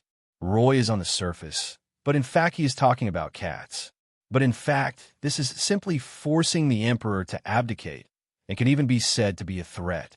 Anyone who is a member of Mafia family knows that the first Mafia godfather, Vito Corleone, had a cat as his favorite pet. Even in the memories of many elderly people, Vito Corleone often held a cat in his arms when he accepted his men's pledge of allegiance. Roy was clearly asking everyone who agreed and who disagreed with him becoming the third godfather. The scene was silent for a moment. The old man and the old woman present were, after all, well-known big shots in the underground world, and some of them had already seen through life and death. The slight shock brought by Roy's appearance was obviously not enough to intimidate everyone. No, it should be said that it is not enough to convince anyone. Roy raised his eyebrows slightly when he saw this and touched a ring on his left hand. Then, Roy knocked on the table, manifesting a magical projection, and said, "It seems that everyone still needs to think about the world. Why don't we look at something first?" As the projection unfolded, everyone's eyes turned over. In the projection, a textile factory with a strong historical atmosphere appeared in everyone's sight. Bang! A loud bang erupted, and a fiery portal appeared in front of the textile factory. Willis, wearing a leather jacket, appeared on the scene in a domineering and overbearing manner. With a kick of his leg, the ancient door, which was more than 10 centimeters thick and weighed several tons, was kicked open. Then, without a sound, a bullet with an unclear trajectory came from the air. Seeing this scene, there was a cry of surprise in the conference room. As a well-known figure in the underworld, he would recognize that this is the lair of the Assassin Brotherhood. Then, everyone looked at Roy. Roy shrugged and said, "The man in the picture is for Willis." "Well, Willis Cross is one of my less-than-performing subordinates." "Everyone, please continue watching." Roy acted calmly. Everyone in the conference room was confused, but their eyes returned to the projection. In the projection, at the moment, Willis has already started a killing spree. It is different from the Assassin Brotherhood's combat style of precise marksmanship, arc ballistics, and long-range sniping. Willis, who had just gained explosive power, fought more like the Hulk. He could leap hundreds of meters in one leap, without even dodging, and smash the wall pillars with bullets, killing people. Or, he would flash and appear in front of the attacker, opening his mouth and making a bang sound.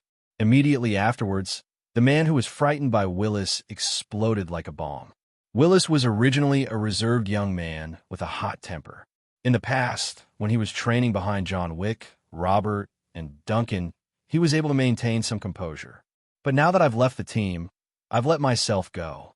Such a huge, old textile factory seemed to have become Willis's playground. However, this kind of entertainment is somewhat bloody and violent. It only took less than 3 to 5 minutes. From the moment Willis kicked open the gate to the moment he started killing, he had already killed his way through the entire front yard, smashed 3 city walls and bunkers, and tore and burned more than 20 people with his bare hands. These 20-odd people are no small characters. The Assassin Brotherhood is famous in the entire underground world for being a small, elite group with extremely high lethality.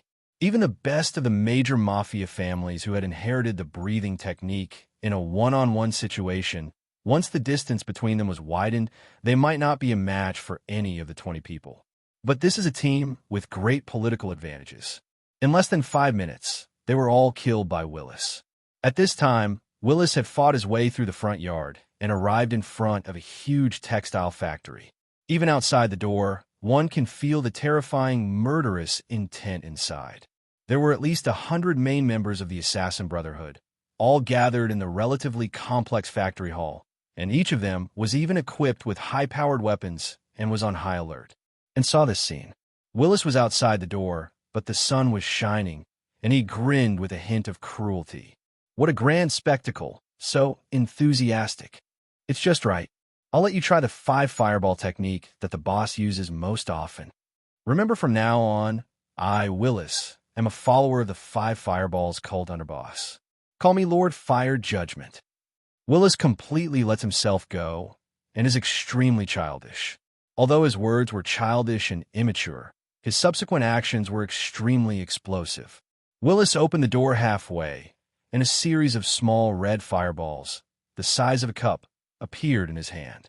He threw them into the door casually like grenades. Then Willis closed the door, leaned against the wall, and started beating the drums like a lunatic. But it was accompanied by Willis's childish 253 move. In the huge hall of the textile factory, a series of terrifying flames suddenly exploded. The raging flames covered the sky with clouds. No, in the textile factory, it is not possible to cover the sky with clouds, but like a bursting balloon, there are bursting flames, rising from the windows and doors in all directions. A wave of 5 fireballs was launched. Hundreds of main forces of the entire Assassin Brotherhood disappeared into ashes, until the entire textile factory hall was almost destroyed. Willis didn't care about the endless fire that was still spreading and rushed directly into the sea of fire. Every step he took swallowed up the flames of the 10 moons. When passing through the hall of the textile factory, The endless fire was completely extinguished. At this moment, Willis seemed a little immature, but also very exciting. Following that short sprint, Willis went straight to the second floor and bumped into a load-bearing pillar that was as thick as two people could hug. In an instant, the load-bearing column broke apart and rushed into the slaughterhouse like a cannonball. The load-bearing pillars, like meteorites, passed through the slaughterhouse, forming a violent shockwave that crushed layers of ground and smashed hundreds of pieces of frozen meat. The picture freezes. For a moment, the entire conference room was dead silent. Roy leaned forward slightly, glanced at the crowd, and said, "Until now, you are still not willing to call me Godfather? Sometimes it is like dripping water flowing in the gaps." In a huge conference room, there was only a huge, ancient and magnificent clock standing in a corner of the room, ticking away, reminding more than a dozen mafia bosses of the truth that time waits for no one. At the head of the conference table, Roy had a calm expression and a sharp gaze. In the magic projection on the table, the main force of the entire Assassin Brotherhood has been completely destroyed.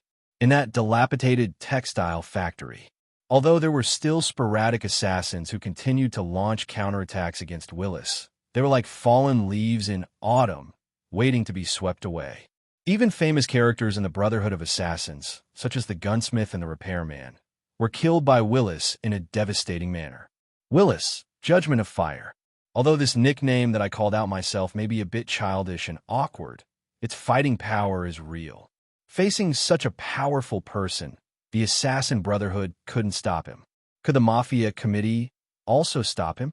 Anyone can see that he is not a strong man of the same level at all. A group of Mafia bosses, whose combined age was over 600 to 700 years old, exchanged glances silently, as if they were communicating with each other in an invisible way. Just as the atmosphere in the conference room became increasingly tense, Roy's aura became increasingly powerful.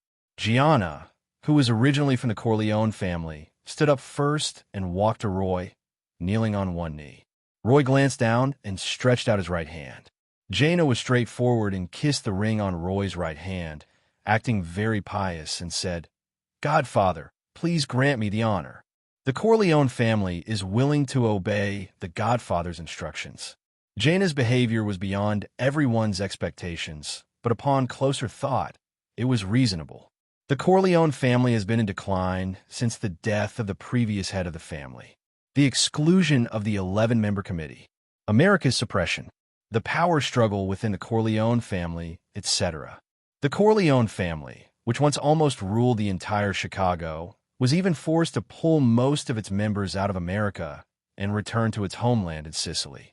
If the Corleone family had not produced 2 generations of godfathers, they would have firmly controlled the Mafia's seat at the high table.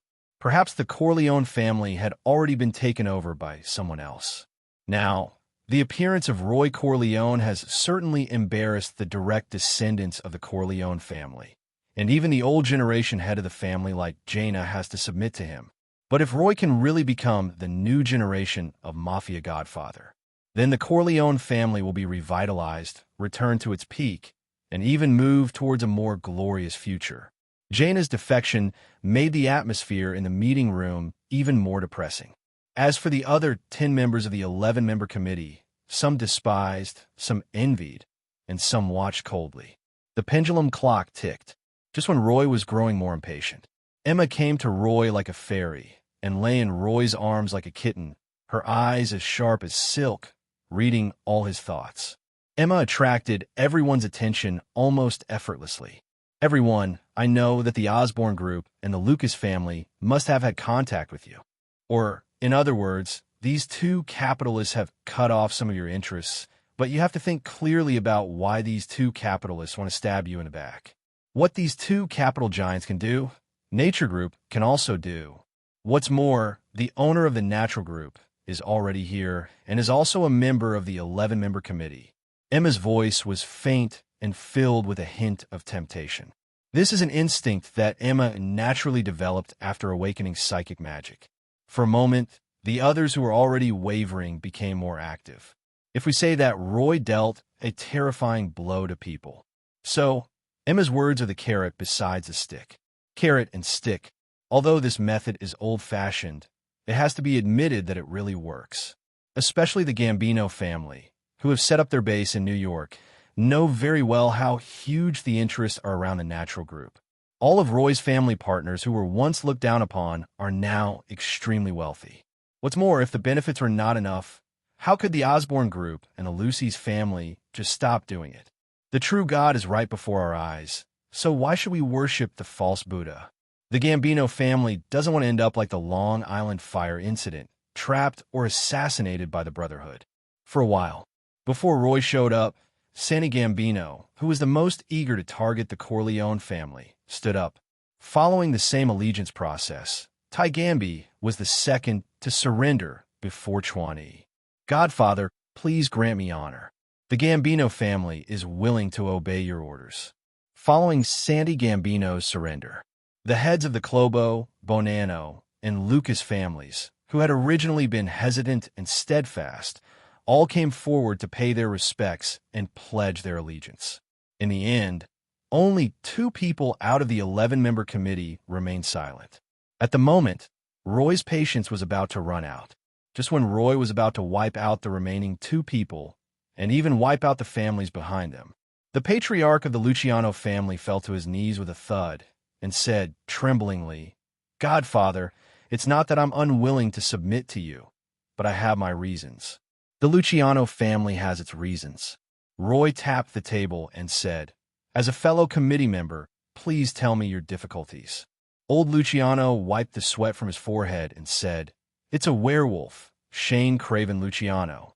He claims to be the ancestor of our Luciano, Liliaohao, family from 500 years ago, and he has corrupted all the family warriors.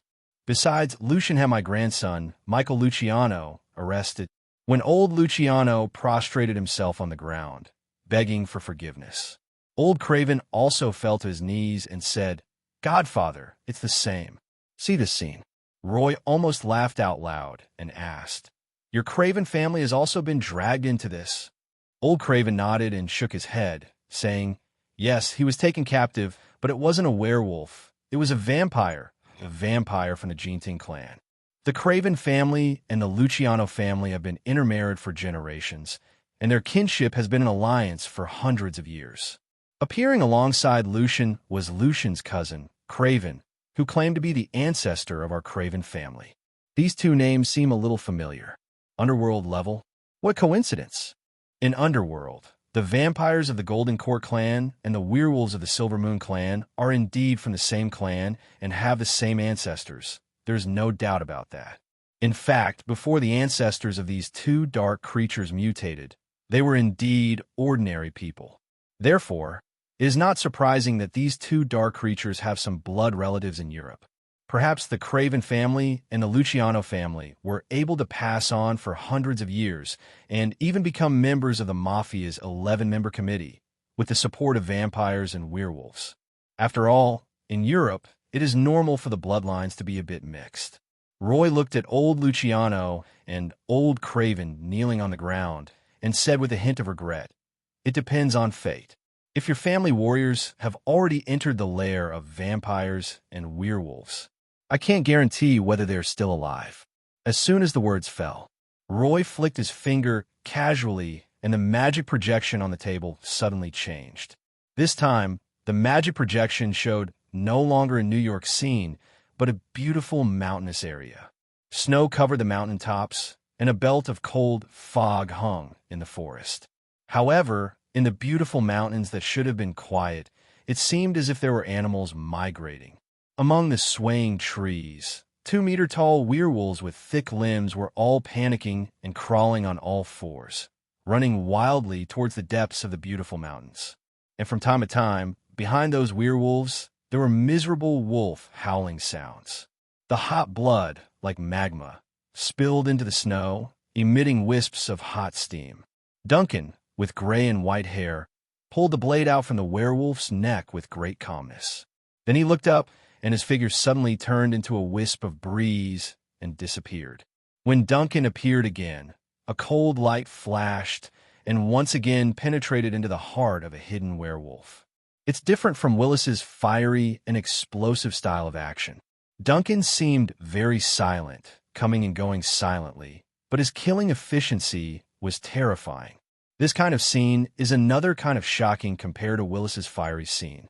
And at the same time, old Luciano's face was filled with fear, and he trembled as he said, "This is the Addis Dacre Mountains." After recognizing the position in the projected image, old Luciano collapsed and fell to the ground. On the other hand, Sandy Gambino was secretly rejoicing at the moment. He patted old Luciano on the shoulder and said, "Cheer up, old man. You haven't even seen your grandson yet. Maybe he's not dead yet. Where exactly is this mountain range? What's going on? What are you wailing about?" Old Luciano said with a painful expression, "This is a mountain range northeast of New York. All the werewolves driven by the Osborne group gathered at the foot of this mountain. They were originally planning to launch a surprise attack on a natural group headquarters." Having said that, old Luciano glanced at Roy furtively. Seeing Roy was not angry, old Luciano's mood improved a little, and he continued, "There is a camp of at least 800 people there. But now it seems that all the werewolves there have failed. Michael didn't want to go at first, but he was taken there by Lucian. It was Michael. Godfather, I beg you, my grandson is innocent. He was originally a doctor." Just as old Luciano was speaking, in a magic projection, Duncan was like a gust of wind, sweeping up a large amount of snowflakes, and had already trapped an elite werewolf team of more than 30 people in the valley of Kiyu Mountain. This team of werewolves are the elite warriors that the werewolf leader Lucian took away from the Luciano family. It's different from those beast-type werewolves who only know how to run around bloodthirsty once they transform. These elite warriors of the Luciano family, even after transforming into werewolves, still maintained basic rationality and formed 10 simple positions by taking advantage of the terrain of the valley. In the hands of those werewolves, there are also various heavy machine guns, even machine cannons and rocket launchers. The terrifying torrent of ammunition, like crazy, formed interwoven lines of fire. However, the reactions of those werewolf warriors could not keep up with Duncan's movement speed, and most of their bullets missed the target. Even if some bullets occasionally hit Duncan, it would only make him raise his eyebrows slightly and pause, if it weren't for the sufficient firepower carried by those werewolf warriors. It's hard to say, at this moment, those werewolf warriors were killed by Duncan at the first sight. But even with a strong fire blockade, the situation of those werewolves was still not looking good. Their vision was obscured by the raging wind and snow. As long as the fire blockade paused for a moment, Duncan, who was as sharp as a steel knife, would kill them and create a gap. Even as old Luciano was begging, in that magical projection, Duncan had once again taken advantage of the cover of the blizzard to chop off the heads of 2 werewolves. Old Luciano's wails were mournful and heartbreaking. Roy only thought for a moment before making a decision. He drew out a trace of mental power, combined with the shape of a kern, and like a duplication, floated directly into the portal that suddenly appeared in the projection. Mind-shattering. The classic sneak attack spell directly swept the entire valley within the magic projection. The roar of gunfire suddenly stopped. Even the remaining 20 or so werewolves, after their minds were imprisoned, all exited their transformed state. At the same time, Duncan emerged from the blizzard, came behind Roy, and respectfully called him boss. Roy nodded to Duncan and looked at the werewolves who were in a stiff, restrained state. Among those werewolves, 2 of them were the most special. Lucian looked very wild, with a fierce aura that had been accumulated over the years. Michael is the most ferocious when he transforms, but after the transformation, he appears very weak. Meet these 2 people. Roy's duplication waved his hand, and the group of werewolves that had regained their human form floated through the portal like candied haws on a string and landed in the conference room. After taking these werewolves away, Roy Duplication just looked at Duncan and said, "Duncan, this group of werewolves is useful. Go and kill all those bastards hiding in the mountains." Duncan nodded silently and waited until the Roy Duplication dissipated before turning into a breeze and disappearing. The magic projection froze again. In the meeting room of the Corleone Manor, everyone looked at the Luciano family. At the moment, among those werewolves, Lucien was still wild and unruly, with a silver moon mark flashing on his forehead. He was trying hard to break free from the shackles of mental shock, and his body suddenly swelled and turned into a werewolf again. Watching this scene, Roy laughed and said, "If a dog is not well behaved, it will be beaten." Roy never took the two dark creatures, the Jinting clan vampires and the Silver Moon werewolves, seriously. Different from those dark creatures with sufficient background and heritage. These two dark creatures are the offspring of a human who was infected with a virus during a great plague 6 centuries ago and subsequently mutated genetically. Especially Lucien and Michael, who were captured by Roy. The bloodlines of these two people are extremely amazing, but they have no idea how to develop or utilize them, and there is no rule for inheritance. Lucien, even though he has lived for hundreds of years, is still like a beast. Well, at most he is a rational beast. After a moment, Lucien completely broke free from the restraining effect of the mind shock. His originally gray-black hair was actually covered with a layer of silver light. His body became larger and faster, and he pounced towards Roy. The scene in the entire conference room was too vivid. Roy is the center of everyone. Lucien is quite smart and knows that one should capture the leader first.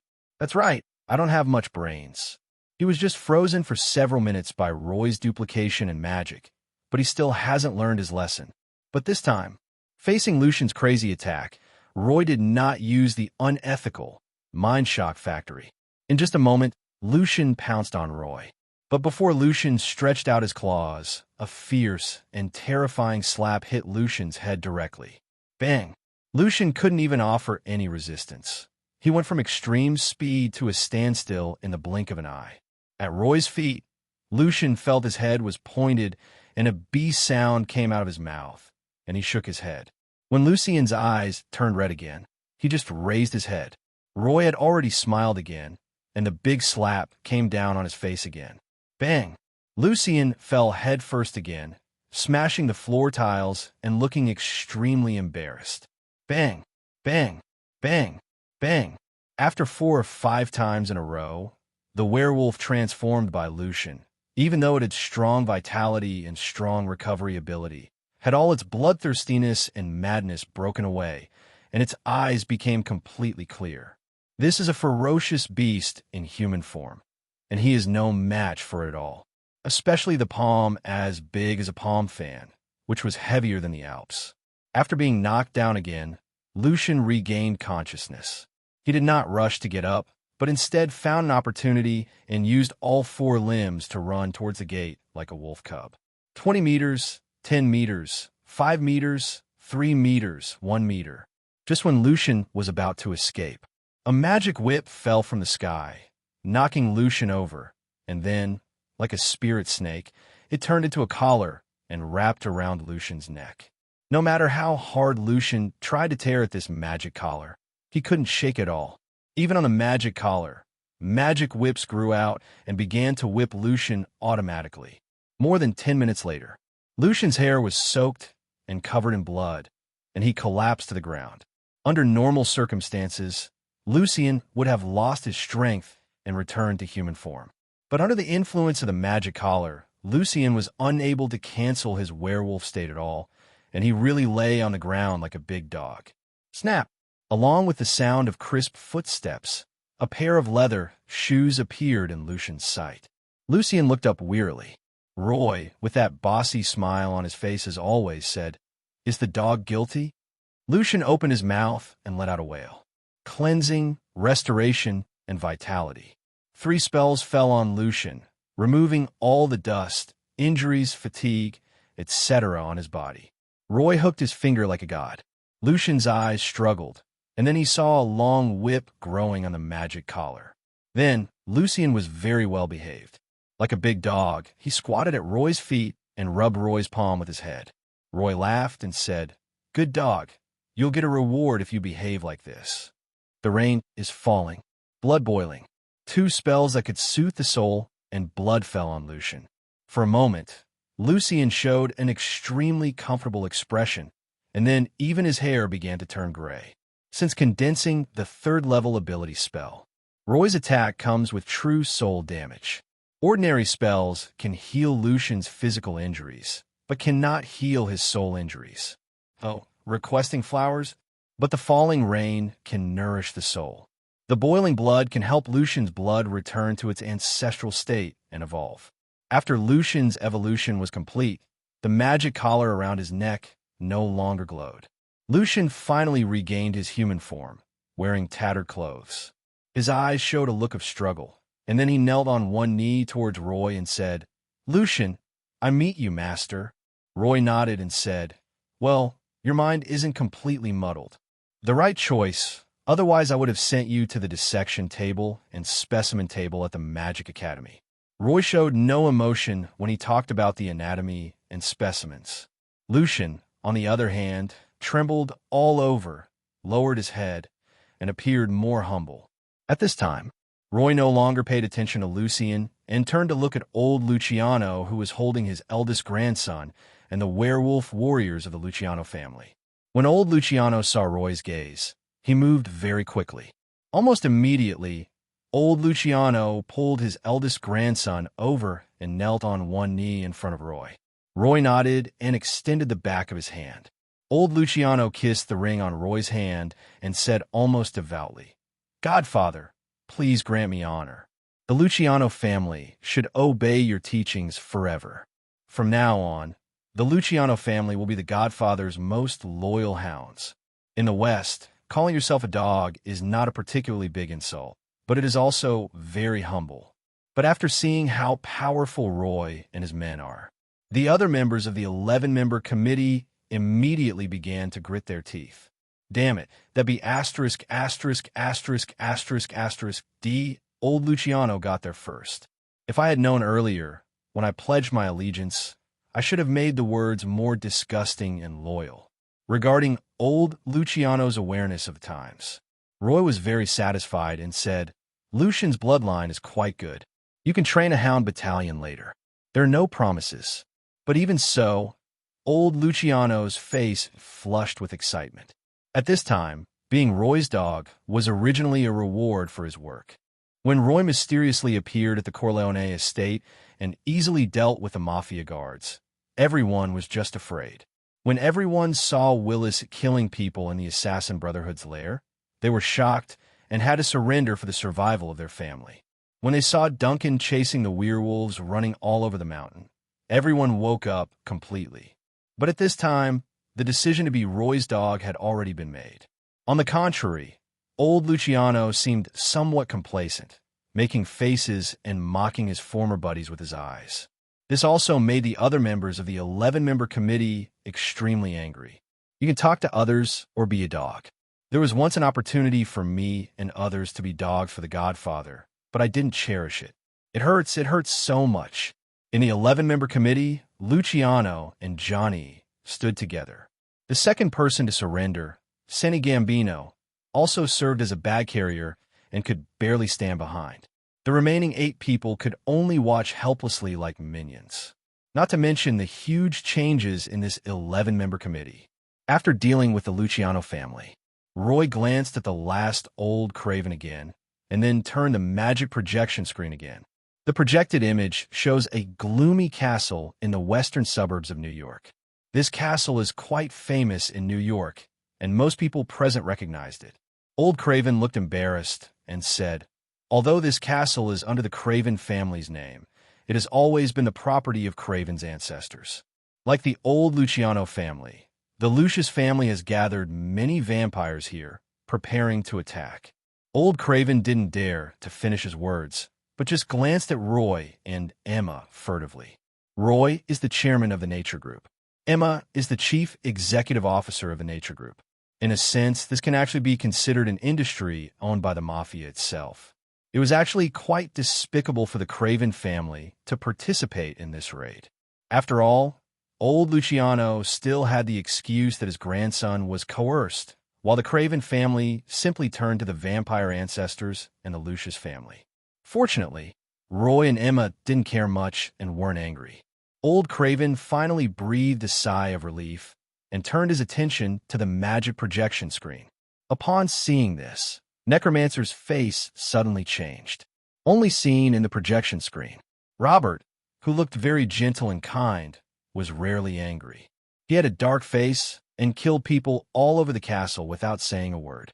Different from Willis's popularity, it's also different from Duncan's sharpness. Robert's every move, even every look, was extremely delicate and concise, as well as extremely deadly. It can be seen from the scene. Before Robert arrived, the vampires in the castle were probably holding a carnival party. In the hall of the ancient castle, more than 40 human teenagers were nailed to crosses in mid-air like sculptures, with blood-filled cup towers placed next to them. However, after Robert arrived, the vampires began to explode one by one. There was nothing unusual, as if the vampires were still singing and dancing before they died.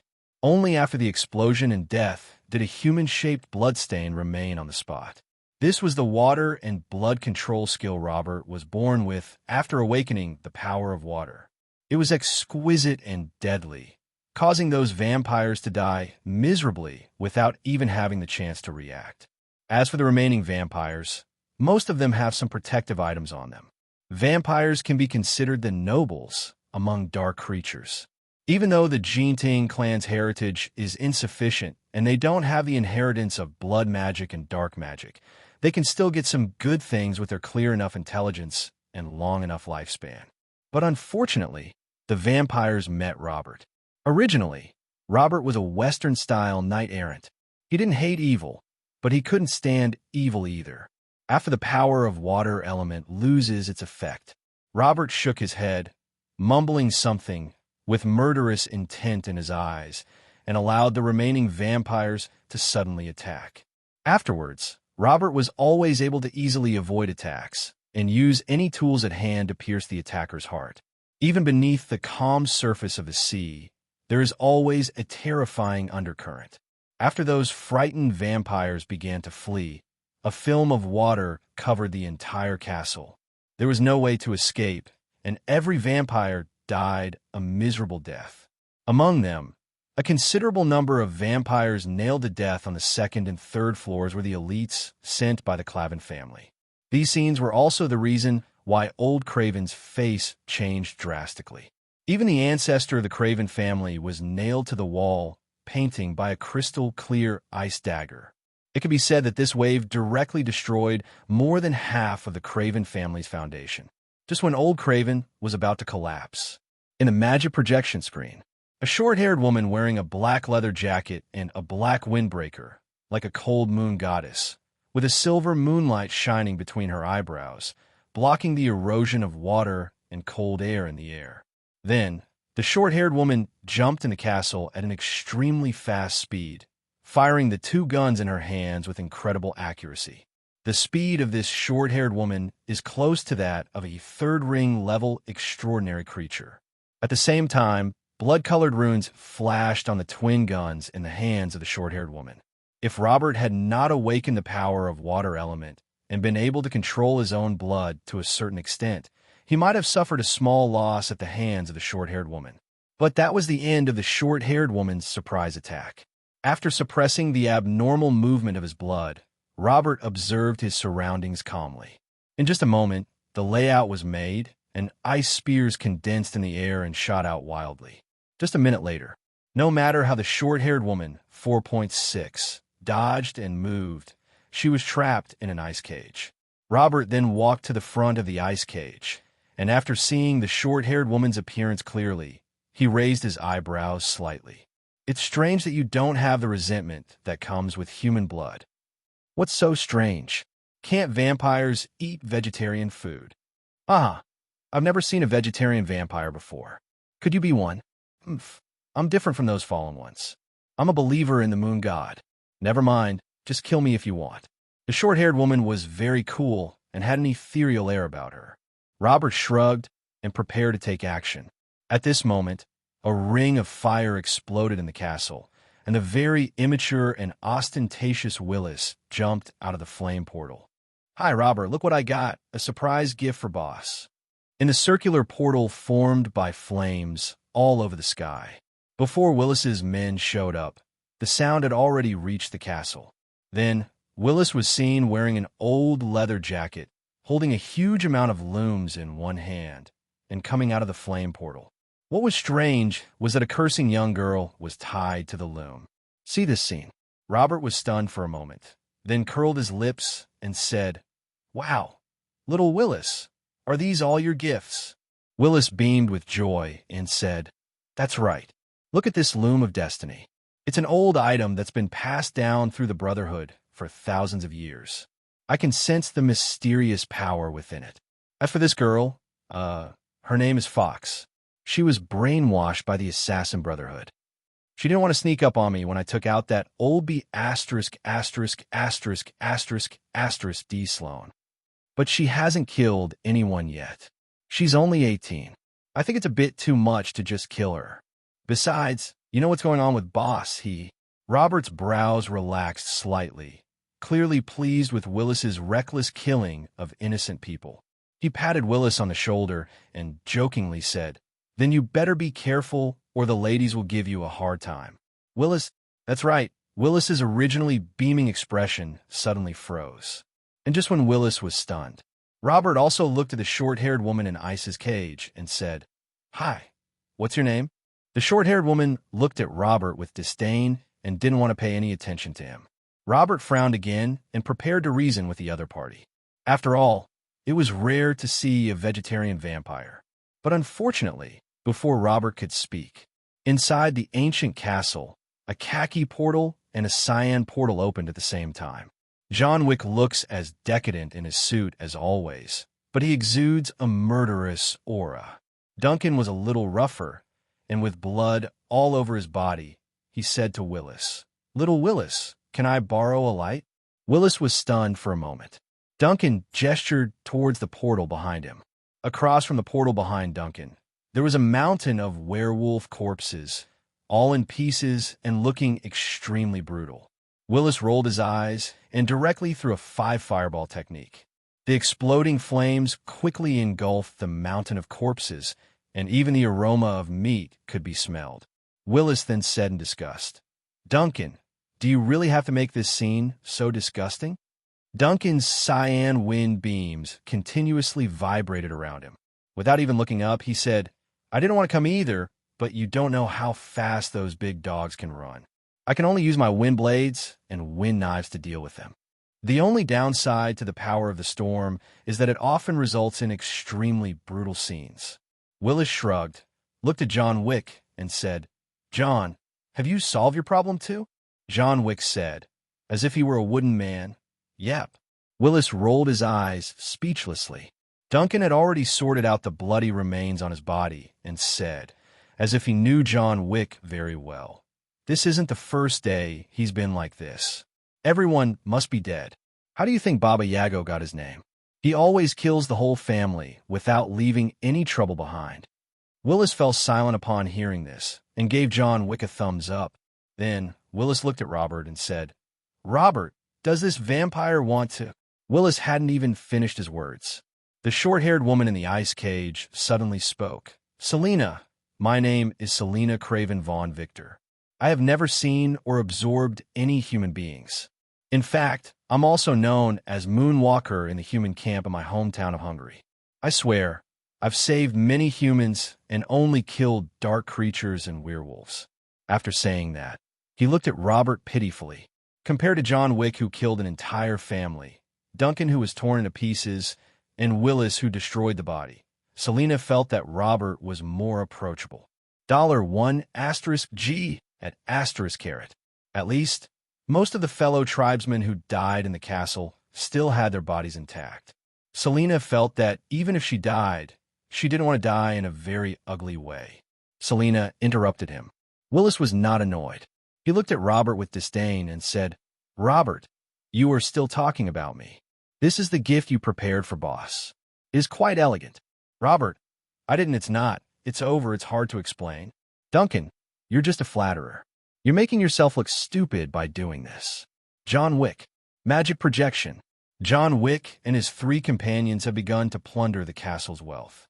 In the meeting room at the Corleone Manor, all 11 members of the committee lowered their heads and dared not say a word. Even Roy felt a little stiff.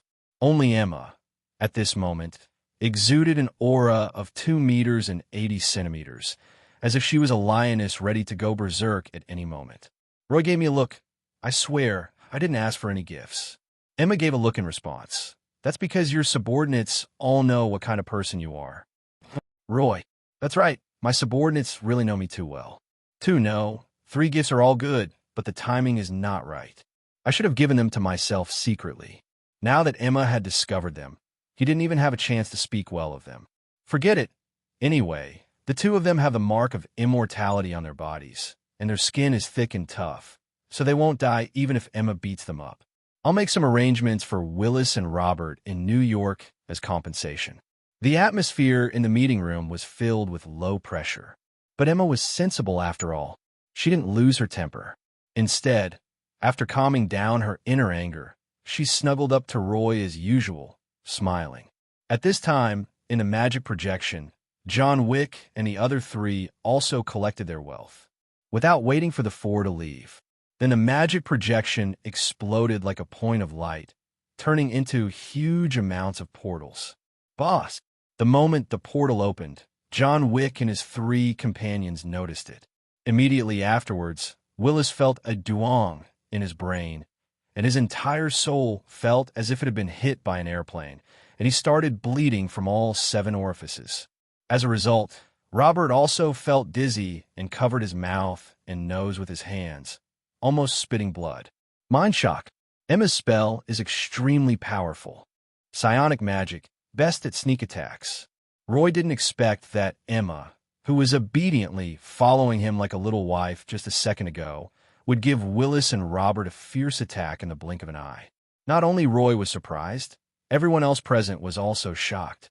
The same sneak attack, the same lack of martial ethics. Revenge never takes overnight. No wonder these 2 people can get together. They're a perfect match. Because of Roy's authority and force, no one dared to say anything. But Roy could also sense that the atmosphere was very strange. How come you got so badly injured after dealing with a few minor characters? I already know everything about you. Just go back to New York and rest. From now on, there's nothing for you to do. Even though Roy had the upper hand, he still had to save some dignity. Seeing the awkward situation, he glared at Emma and started lying with his eyes open. Fortunately, Roy is not the kind of person who doesn't treat his subordinates as human beings. Seeing the miserable state of Willis and Robert, Roy also casually dropped 2 sweet rain and secretly gave Willis and Robert each a space extension ring. This space extension ring was created after the base of the Tower of Law was built. Mordo took the lead, and more than 10 magicians from Kamartaj followed, and they developed it based on the sling ring. This thing is not like a traditional space ring, which creates space inside the ring. Instead, it uses modern technology of metal weaving and folding to arrange seamless stretching spells and mirror space in the gaps, so that it can be used as a space ring with the ability to amplify magic sensing. However, this kind of delicate operation cannot be performed in an enchantment factory in a short period of time. Produced in the laboratory in small quantities, Roy gave 2 space extension rings, which was an extraordinary reward. The effect of the rain is very good. Willis and Robert recovered quickly, wiped the blood off their faces, looked at Emma with fear, and hurriedly left. The 2 of them hadn't expected that Emma would also come with the boss. This time, I was unlucky and ran into the gun. As for the life and death of Selena and Fox, forget it. Saving their lives is the most important thing. I can't care about anything else. Willis and Robert hurriedly left. John Wick and Duncan were also a little frightened and did not dare to stay for too long. Wait until the 4 Judgment Nights under Roy leave. Roy glanced at Emma again just now. Emma looked soft and pitiful as always, secretly giving Roy a boudoir signal. Roy sighed inwardly and could only give up. Emma, this little devil, knows too well how to find your own weaknesses. I have a disease, which is congenital. Roy was also helpless.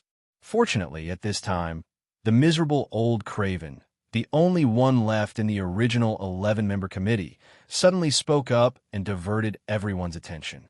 "Godfather, please grant me the honor. The Quaqua family will forever follow your teachings. From now on, the Craven family will be the Godfather's most loyal hounds and the Godfather's most sensitive eyes and ears." Old Craven understands the ways of the world and the techniques of speculation. Roy was just thinking about how to ease the atmosphere when Yuan Kashiwan sensibly offered him a way out. Roy looked at Old Craven with satisfaction and said, "Very good. In the name of Godfather, I accept the allegiance of the Craven family. I will grant you supreme glory and lead you to the pinnacle." Along with Roy's words, Luciano Sr., Gianna, and Sandy Gambino looked at each other and came forward to bow down. As a result, all the members of the 11-member committee also pledged their allegiance again. In this way, the originally slightly awkward atmosphere would be diluted. It's very ceremonial.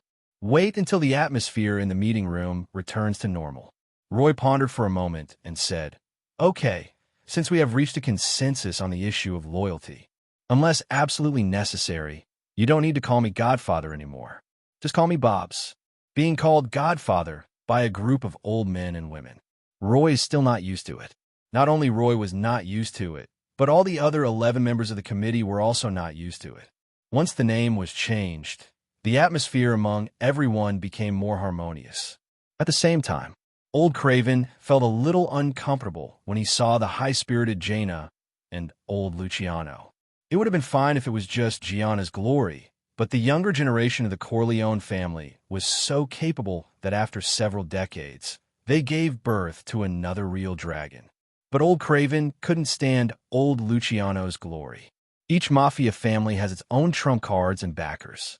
In recent years, the Craven family and the Luciano family have been the most powerful among the entire 11-member committee.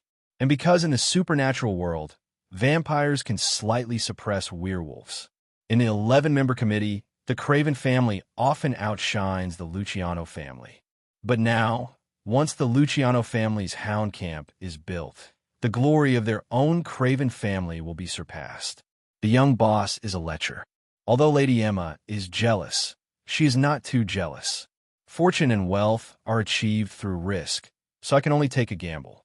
In a conference room, all parties of the 11-member committee were explaining their family background to Madame Emma and wanted to establish a relationship with the natural group. Old Craven sneaked up to Roy and pointed at Selena in the ice prison. Roy immediately understood what Old Craven meant and gave him an encouraging look. Old Craven was immediately overjoyed, but then he pretended to be sad and took advantage of a pause in the discussion of business to deliberately sigh with great melancholy. Roy glanced over at the right moment and said, "Old Claymore, you're just—" Old Craven wept a few tears and said, "Boss, the Craven family has recently surrendered, so we shouldn't be begging for anything. But I just can't bear to see my ancestors suffer." Roy raised his eyebrows slightly and said righteously, "Since we are on the committee, we are all family." Old Craven, if you have something to say, just say it directly instead of hesitating. I originally came from a Mafia family, but now I've returned home in glory and become the Godfather. I'm here to help you take off. Old Craven then spoke, "Boss, this Selena von Craven Victor is actually the legitimate ancestor of my Craven family. My ancestors and my Craven family were both born in Vince Village hundreds of years ago. It's a pity that dark creatures were rampant at that time. A vampire named Victor slaughtered my village and used magic to confuse the minds of Selena's ancestors, making them recognize the thief as their father. Mafia families have been entrenched in various parts of the world for 200 years and have been able to pass down their activities through generations. It has to be said that these Mafia families have something in their hands. For example, Old Craven at the moment, although his words were a bit exaggerated and pitiful, he really had some knowledge and revealed some secrets of the Jinting clan. The so-called secret of the Jinting clan. In fact, it is the secret about Selena's life experience in Underworld. At least, the last name Craven is not fake, and the events in Vince Village are not fake either. Accompanied by Old Craven's pitiful behavior.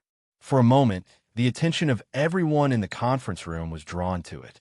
Only Selena in the ice cage changed her previous state of playing dead and reducing her presence.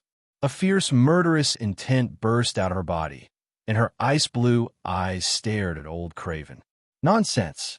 You're a parasite of the Craven family. You're selling out your ancestors for personal gain, and you're trying to deceive me. I tell you, even if I die, I will never fall for your wicked scheme. Damn be asterisk, asterisk, asterisk, asterisk, asterisk D. Scum, moon god followers will never be slaves to women. Kill me, just kill me. After arriving at the conference room of Corleone Manor. In fact, Selena and Fox had already woken up. However, the situation was beyond their control, and the two women were afraid that Roy would get excited and directly 580 attack them into RBQ. So since arriving here, the two women have been carefully trying to lower their presence.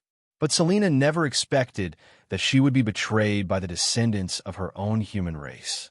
Craven Sr.'s acting was excellent. But Selena is a moon god follower and nightcrawler who has walked the earth for 500 years. Even if she has never eaten pork, she has seen a lot of pigs running around. In Selena's eyes, no matter how well old Craven concealed his intention, the core meaning was to sell out his ancestors for personal gain. It wasn't until old Craven began to slander her adoptive father Victor that Selena could no longer tolerate it. Just when Selena wanted to die, behind Roy, Lucian, who had completely surrendered, sneered and came over with a mocking expression. Serena was seeking death, so naturally she wasn't afraid of anything. She cursed without hesitation. Disgusting stinky dog, what are you laughing at? You deserve to be hunted down by your adoptive father and his army for hundreds of years. Lucian was once a werewolf slave of the Victor family. Serena scoffed and cursed at this. For Lucian, it was even more gentle than the breeze on his face. Watching Serena struggle, Lucian's smile grew more mocking as he said, "Your Excellency, Moon Goddess Messenger, do you remember Sophia?" Selena's struggle and cursing came to an abrupt end. Selena definitely knew that Sophia was her adoptive father's biological daughter who had passed away long ago. In fact, Selena knew very early on that her adoptive father adopted her, because she looked very similar to Sophia when she was a child. In Victor's castle, there's a portrait of Sophia. A trace of deep sadness and hatred appeared on Lucian's rough face. He suddenly spoke again. "Your Excellency, Moon God's messenger, you probably don't know that Sophia was killed by Victor himself." Serena's face changed drastically, and she shouted angrily, "Impossible! What nonsense are you talking about?" Lucian sneered disdainfully and said, 600 years ago, my people were enslaved by Victor. It was Sophia who helped me gain the opportunity to grow. We secretly fell in love. That old B asterisk asterisk asterisk asterisk asterisk D Victor, for the sake of so-called bloodline purity, personally ordered Sophia to be sun-dried to death. And you, Serena, why do you think your memories before the age of 10 disappeared? Don't forget, the Jinting clan is born with the ability to recall memories through blood. A member of the Jinting blood clan actually has amnesia. This is even funnier than the funniest joke in the world. Don't you want to know why we were able to catch Michael? It's Craven, your cousin from the same village. Why do you think Craven teamed up with me? There were over 800 people in Wynn's village, all of whom were slaughtered by your dear adoptive father. Clavin never betrayed Victor, but was seeking revenge.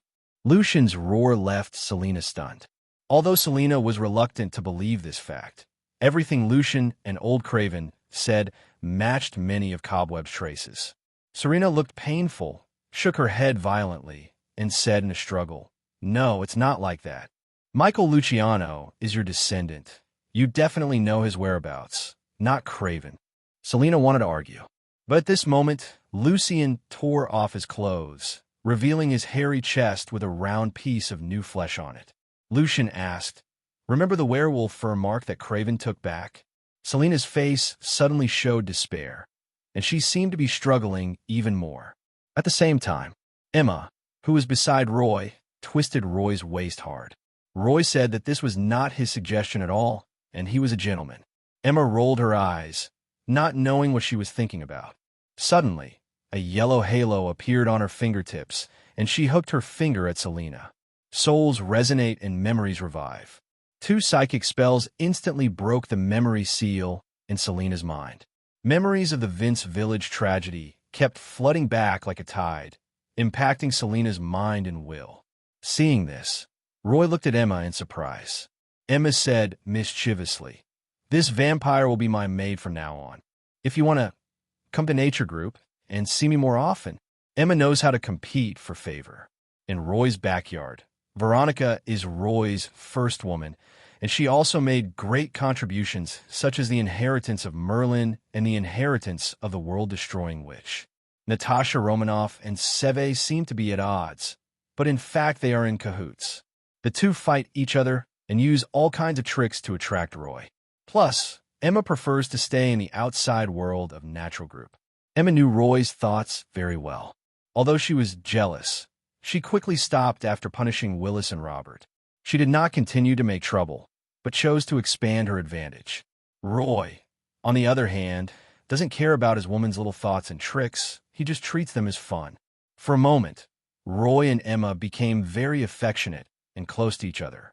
But before the ambiguous atmosphere between the two of them could ignite, in that ice cage, under the influence of memory flushing and spiritual resonance, Serena suddenly let out a long howl, and the silver moon mark between her eyebrows glowed, unexpectedly drawing wisps of moonlight from the outside world to surround her body.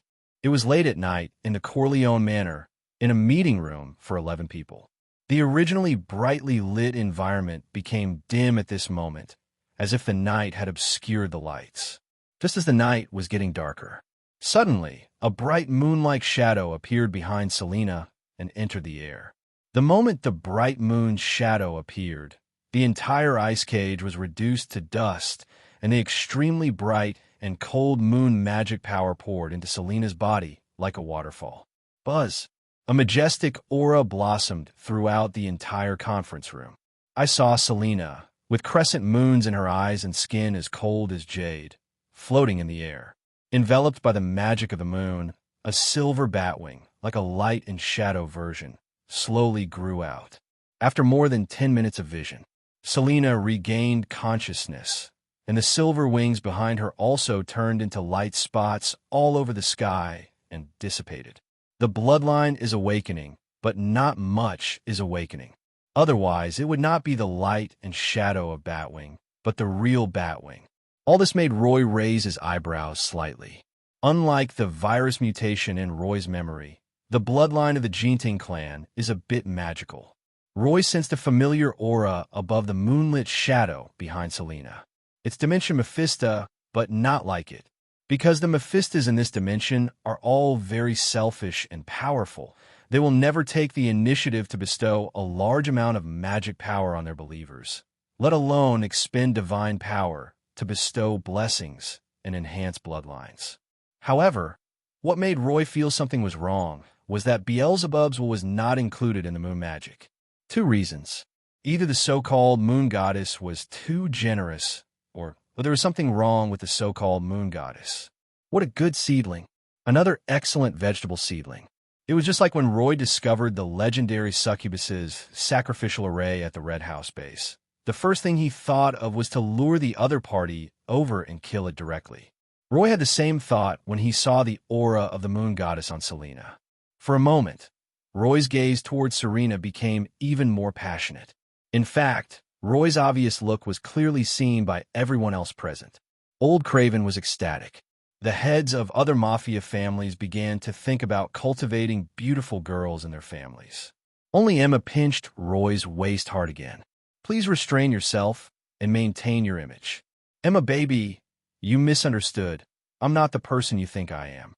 "My dear, that's what you said when you tricked me into coming aboard. Do you think I believe it?"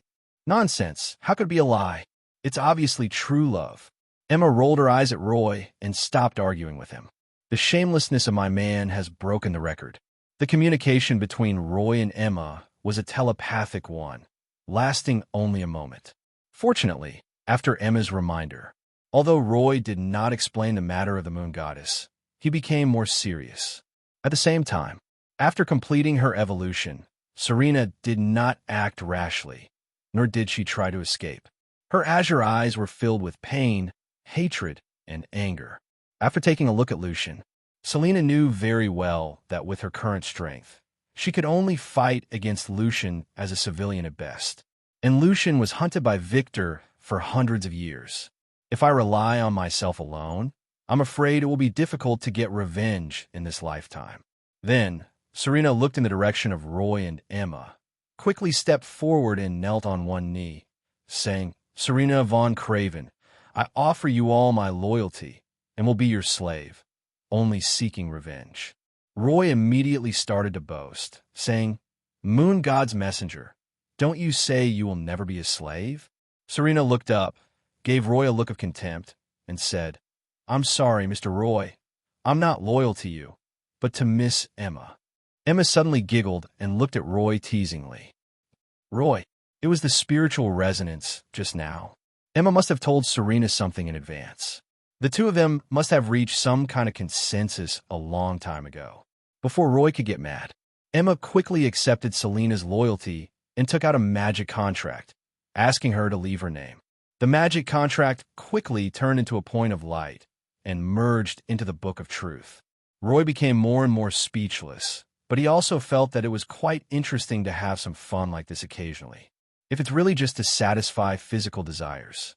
With Roy's current strength and influence, it would be too easy and meaningless. Under Roy's somewhat annoyed gaze, "Zero," Emma quickly pulled Serena to her side and then said with a soft and weak face, full of tea smell, "Dear, you won't refuse to help us two weak women, right? By the way, Victor was a great nobleman in Europe 600 years ago.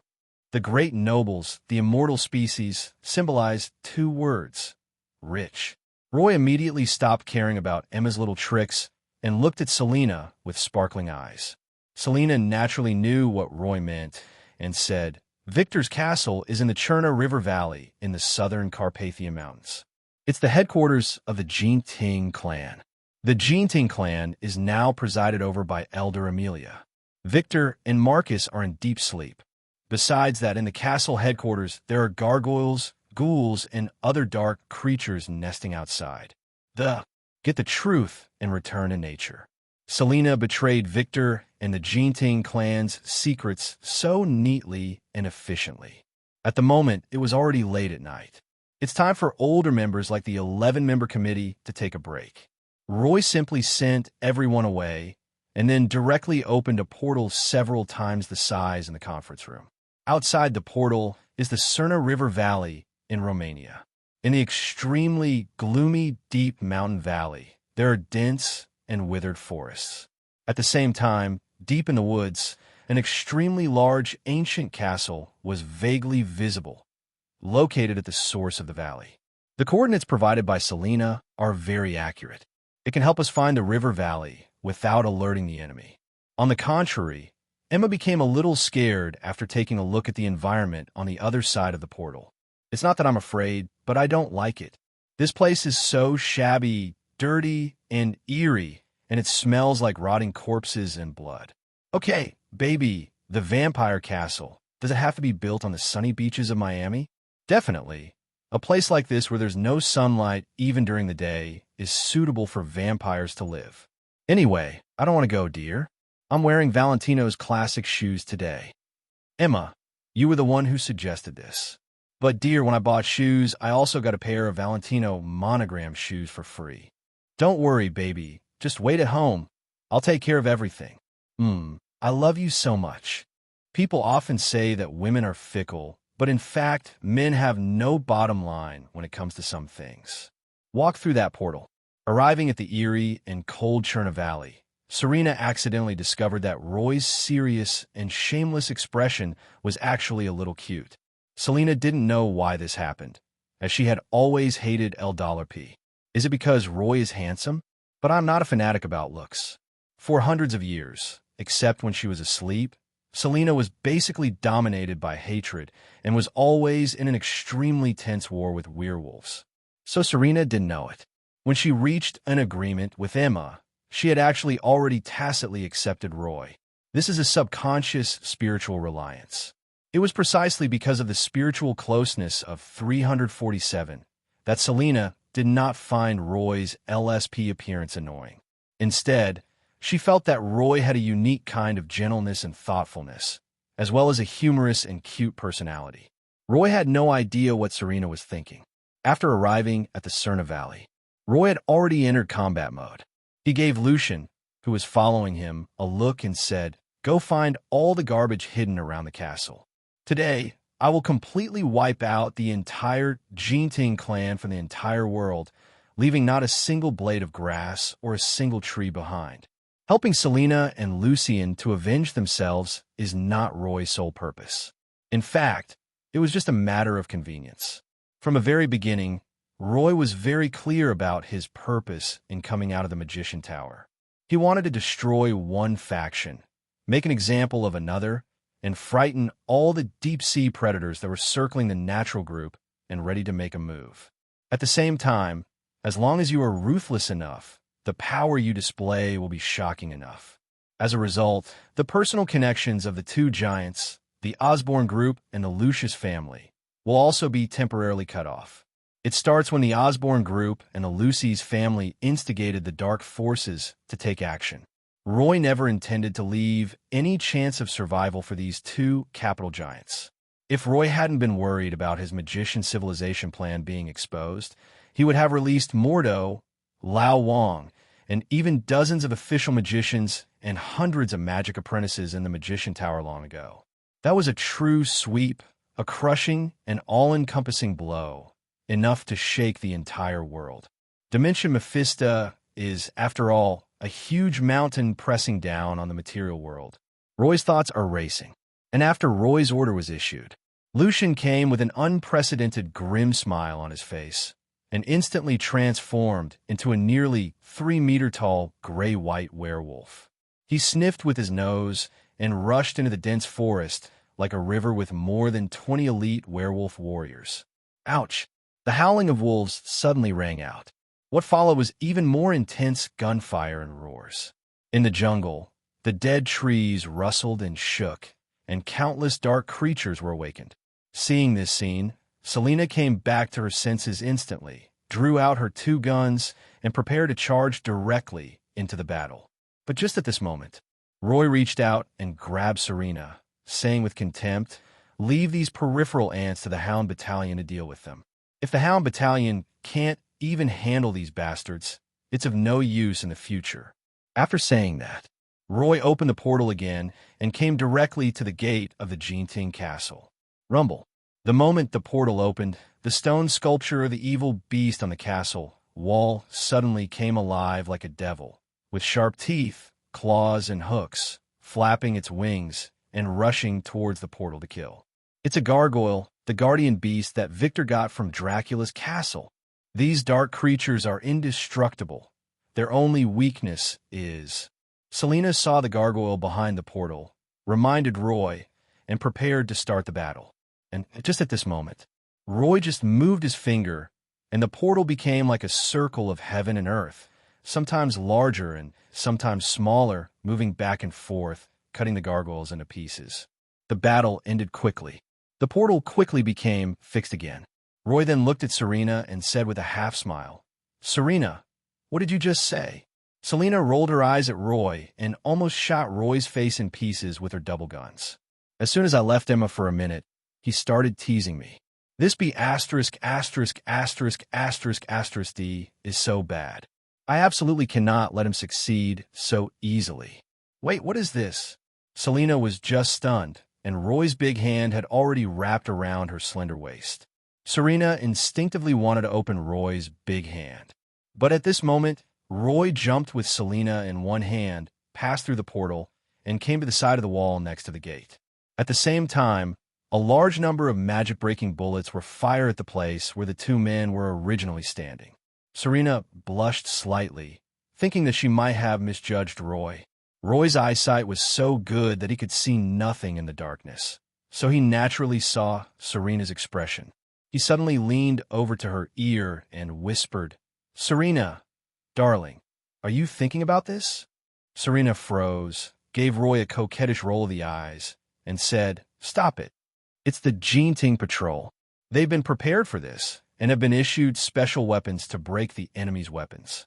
While speaking, Selena broke free from Roy's arms, dodged, and fired a barrage of bullets towards the door. The two guns in his hands were specially modified firearms with extremely fast firing speed, just like two submachine guns, temporarily suppressing the Jinting patrol team inside the gate. She is heroic, has a beautiful figure, a cool temperament, and is shy. What a treasure. Roy praised and became interested. He took out two magic guns and said, "Baby, how about a 1:4 competition to see who can enter the castle first?" Serena glanced at Roy and asked, "Are you sure? No magic?" Roy laughed and said, "It's been a while since I touched a gun, honey. Do you know what my nickname used to be?" Serena finished firing two more bursts of bullets and quickly turned around and asked, "What's your name?" Roy threw the two guns in his hands to Serena and then took out another pistol as if by magic, saying, "I used to be a killer called Bingham of Sicily." After saying that, Roy also dodged out, but instead of firing intermittently, he leaped like a tiger, moving in a Z shape, and fired the gun in his hand continuously. Roy's gun speed is not as fast as Selena's, but it is extremely accurate. It was almost just a moment. From the other side came constant screams. After becoming an official magician, Roy used firearms less and less. But this does not mean that Roy's gun fighting skills will regress. On the contrary, as Roy entered the extraordinary realm and initially condensed the foundation of his divine body, his physical fitness skyrocketed, and his original gun combat skills became stronger and stronger. Even if Roy suppressed his physical explosion, he could only maintain the same level as Saren. But he relies on his terrifying intuition and combat sense that is almost like foresight. Roy's killing efficiency is simply amazing. In less than 2 minutes, Roy, with just one gun and one person, completely overwhelmed the Jinting patrol team of more than dozens of people in the opposite direction. The gun is always effective, with terrifying lethality, bringing unprecedented fear. You know, the gun in Roy's hand is a magic pistol that has been strengthened several times. In terms of power alone, each of Roy's bullets is comparable to a tank gun, and all the power of a tank gun is concentrated in a very small space. Seeing Roy's momentum in the fight, Selena was full of admiration, and then she also came with a sense of bravery, unwilling to be outdone. She was like the elf Proxima Midnight and the Moon Walker, and she also rushed into the courtyard in front of the castle. However, it is different from Roy's fierce and domineering fighting style. Selena's fighting style was even more gorgeous, like a dance under the moon, and the gun in her hand never stopped, under the pouring of large amounts of bullets. Although Selena's damage is not as great as Roy's, her destructive power is greater. The Jinting Patrol is also considered a combat vampire, but in the end, it was still far behind Roy and Selena. It only takes a few minutes. With the help of more advantageous magic firearms, dozens of vampires, after losing more than half of their lives, had their morale completely collapsed and began to retreat into the castle, crying for their parents. Wait for Roy and Selena to gather at the castle entrance.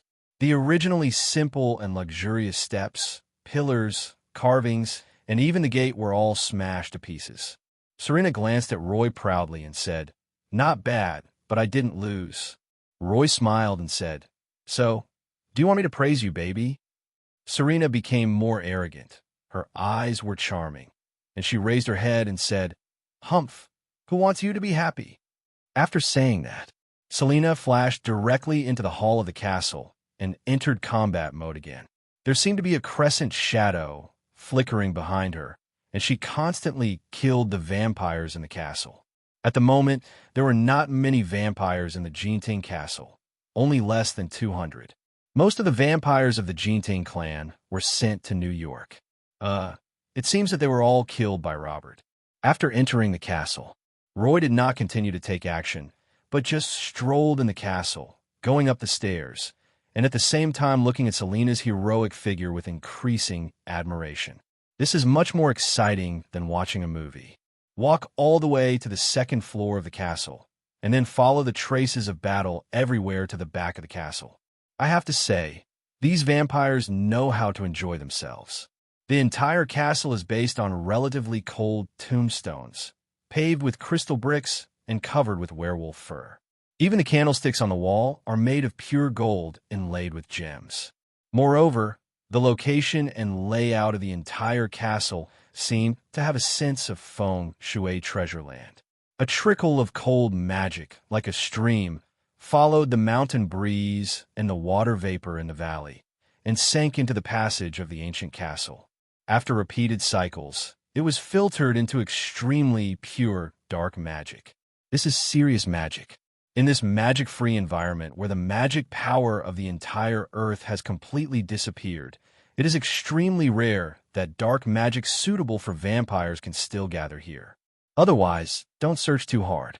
It would be nice to build this place into a dark creature breeding base. Just when Roy was wondering whether to keep the castle, accompanied by a burst of wolf howls, Lucian led more than 20 elite werewolf warriors and rushed into the castle along the outer walls, windows, doors, etc., and started killing. Push forward, completely push forward. Although Roy did not have the mark of immortality branded on Selena, Lucian, and others, he also opened up the justice future and true damage. As long as they are friendly forces, their combat power will be increased, and there will be real damage. However, the vampires in the castle were forcibly weakened, and their morale continued to decline. At this time, Roy felt even more uncomfortable than a tourist.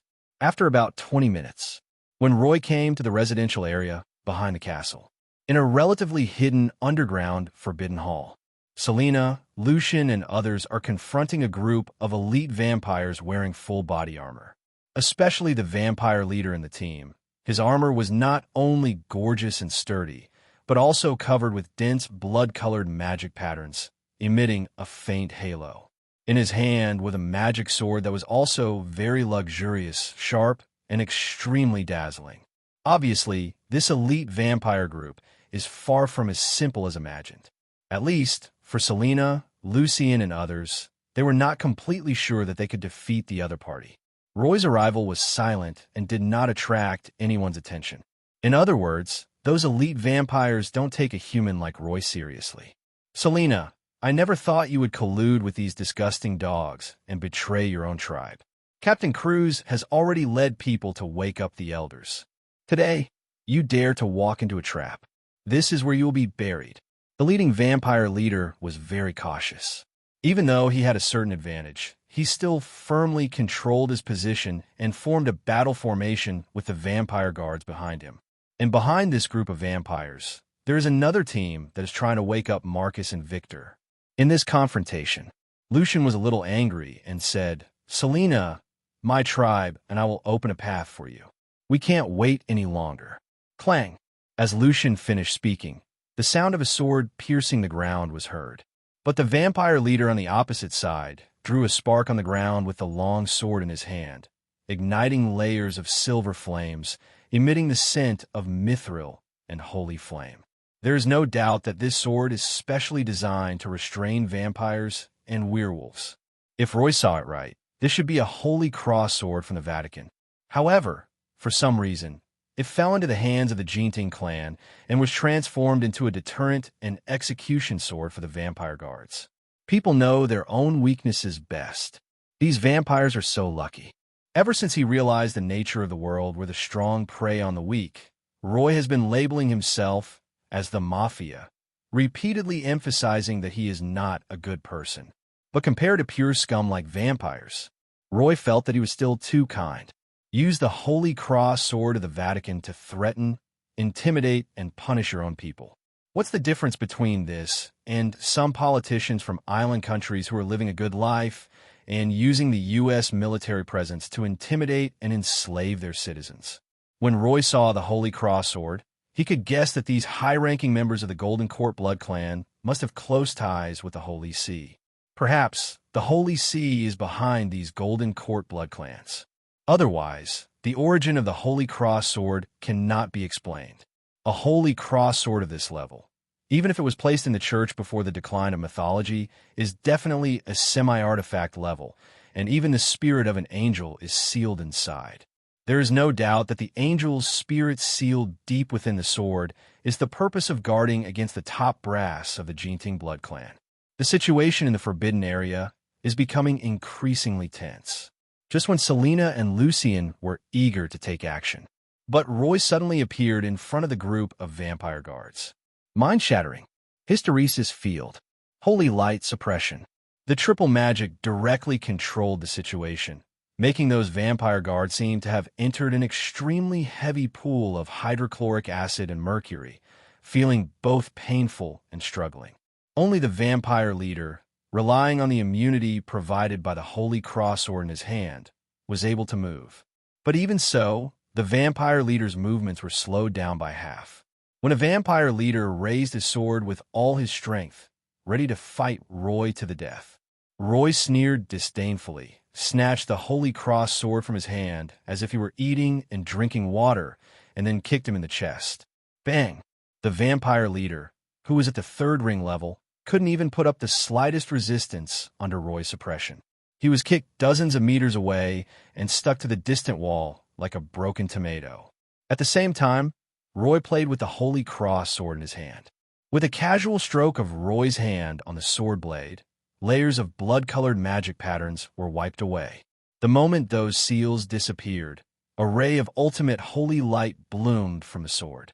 Holy light enveloped the void, and the sound of angels chanting sounded in layers. Angel Yuan Road began to spread from the hilt guard of the holy cross sword. It's just the holy light divinity that comes with the holy sword. Within its coverage, those vampire guards were like ashes from a burnt firewood core, unable to even make a scream, and were completely annihilated. I am a mortal, but I am the angel of the Heaven Mountain Gospel Temple. Kneel down and listen to the holy decree. Oblivion spell, mind blast, void erosion, psychic confinement. The angel's spirit within the holy cross sword woke up from its slumber and was ready to attack immediately. But unfortunately, Angel met Roy. A series of spells, first silence, then sneak attack, then weaken, and finally imprison. This sneak attack that alternated between dimensional magic, psychic magic, and dark magic directly stunned the angel's spirit that had just awakened.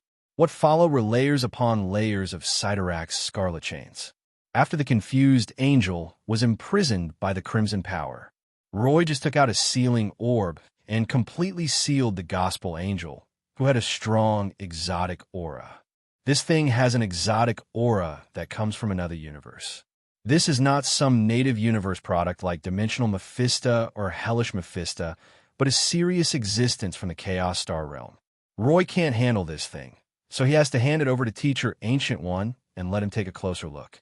After sealing the gospel angel, Roy just looked at Selena, Lucien, and others who were completely stunned.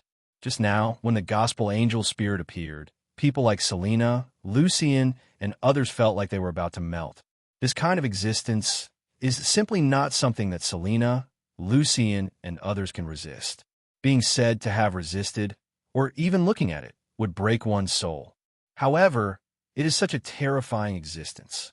It only took 3 or 5 breaths of time for Roy to beat him like a puppet and finally packed him into a sealed magic ball. Before, Serena and Lucien surrendered to Roy due to pressure and the desire for revenge. But now, the two no longer have any resistance and surrender wholeheartedly. Strong, too strong in fact. What comes randomly is an indescribable sense of pride and publicity.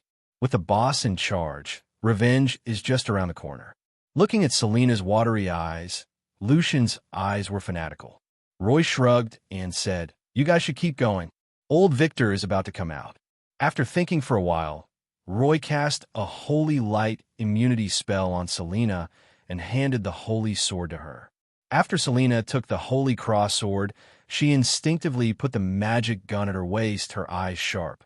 Then, Selena, holding the holy sword, charged directly into the other team of vampire guards. The morale of the werewolf elites, such as Lucian, was also boosted, and they began to charge madly. This is a 600-year-old hatred between Selena, Lucien, and Victor. Roy did not participate in this battle. Instead, after everyone started fighting, he went through layers of forbidden space on his own and came to the door of a secret room. The place where the elders sleep in the forbidden area is fake. No, it should be said that the Marcus Corvinus sleeping there is a fake. The one sleeping with the two vampire elders, Victor and Amelia, was just an elder-level puppet arranged by Marcus in the open. The real Marcus does not trust any descendants of the Jinting clan.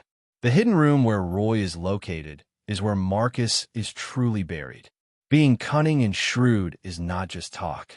When the door hidden behind the forbidden relief was opened, a tall, pale-faced man in gorgeous, aristocratic robes appeared. He just opened the girl's body in his hand. Marcus gracefully took out a handkerchief and wiped the blood from the corner of his mouth, then looked up at Roy, swallowed the blood of a young girl. Marcus's face quickly regained its rosy complexion, and his aura surged upward like a rocket. From being extremely weak, he returned to his peak in the blink of an eye. The forbidden secret room was decorated with gold and red. On the expensive carpet, a female corpse lay, which was very strange. As for Marcus, after his strength recovered to its peak state, his aura had far exceeded the 5th ring level and entered the 6th ring level. This level of strength made Roy frown slightly. In Roy's impression, the vampires of the Jinting clan seemed to be very weak. In the Jinting clan, ordinary vampires are not even as strong as magic apprentices. Even well-trained ordinary people equipped with weapons can kill them. The elite vampires are only just extraordinary and are at the bottom of the 1st ring. Only elite nightcrawlers like Selena have some strength, but they are only at the 2nd ring level. Even the vampire elder sleeping in the vertical coffin in the forbidden area is only at the 3rd ring level. According to Roy's speculation, Marcus, as the ancestor of the Jinting blood clan, should be only 4th ring, at most 5th ring. Unexpectedly, this old B*************** D could actually reach the 6th ring level. This is a huge lead.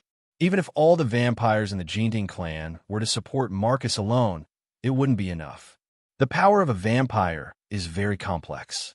For example, Lilith, who has become Mephisto in the Hell Dimension, is following the path of becoming a god through bloodline.